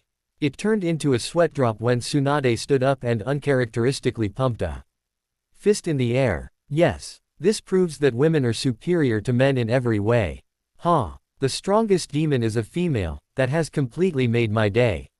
You know, I think I like her. For a human she isn't bad. Kyuubi chuckled in his mind. Right. Jiraiya coughed to get everyone back on track. You were saying something about Hanyu abilities. Naruto grimaced a bit. Yes. Because of Orochimaru trying to place his gay-ass hickey on me in the Forest of Death, Kyuubi was forced to divert at least 4 maybe 5 taels worth of her yuki into my body. However, the human body is not made to handle that amount when it's actually flooding your body. Tsunade frowned. What do you mean by that? Well, as you know, when a human has a demon sealed inside of them they are able to utilize said demon's yuki. However, when they use it, the Yuki is doing nothing more than moving around them. It's not actually inside of their bodies when they use it, hence the shroud you see when a Jinchuriki uses their Biju's Yuki. I thought it had to travel through the chakra coils when you were using it, Jiraiya commented with a thoughtful frown. Yes, but there is more than just the chakra coils within the human body, isn't there? Q-chan said that when the cursed seal tried to infect me that it tried to latch onto more than just my chakra coils, but also my muscles and organs in order to gain control over me. Naruto shrugged. I don't really know what it was trying to do or why it would do that. All I know is that Q-chan had to divert her Yuki into my body to stop it from spreading so I could defeat it. However, the seal mutated and something happened within my body, fundamentally changing my DNA to match that of a demon's. Tsunade blinked as she tried to process what Naruto just said. So, you're not human. What about your human DNA? Naruto flinched when she said not human but still answered her questions as Kyuubi did her best to explain. I'm half human, half demon, hence a Hanyu. I still have all of my human DNA within me, and from what Q-chan said it's the dominant gene that would get passed down if I ever decide to have kids. However, my demonic DNA was added onto me because of the overflow of Q-chan's Yuki in my body. And how long have you known this? Jiraiya asked in a disgruntled voice. Since I woke up in the Forest of Death, Naruto said in a soft voice. Then why didn't you tell Sarutobi-sensei or me?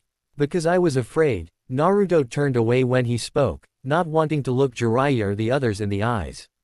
I was afraid that if you, Oji-san or anyone else found out I was no longer human that you would hate me. Jiraiya's eyes softened at that as he realized Naruto had only done what anybody in his position probably would have done. It was bad enough when the boy held the Kyuubi inside of him, but now he was a demon, well, half demon anyway. And if the general populace of Konoha ever found out it would easily make his life hell. Shizune, who was sitting right next to him, did not really understand much other than that Naruto was at least half demon, however she knew that the boy before her was not evil in any way.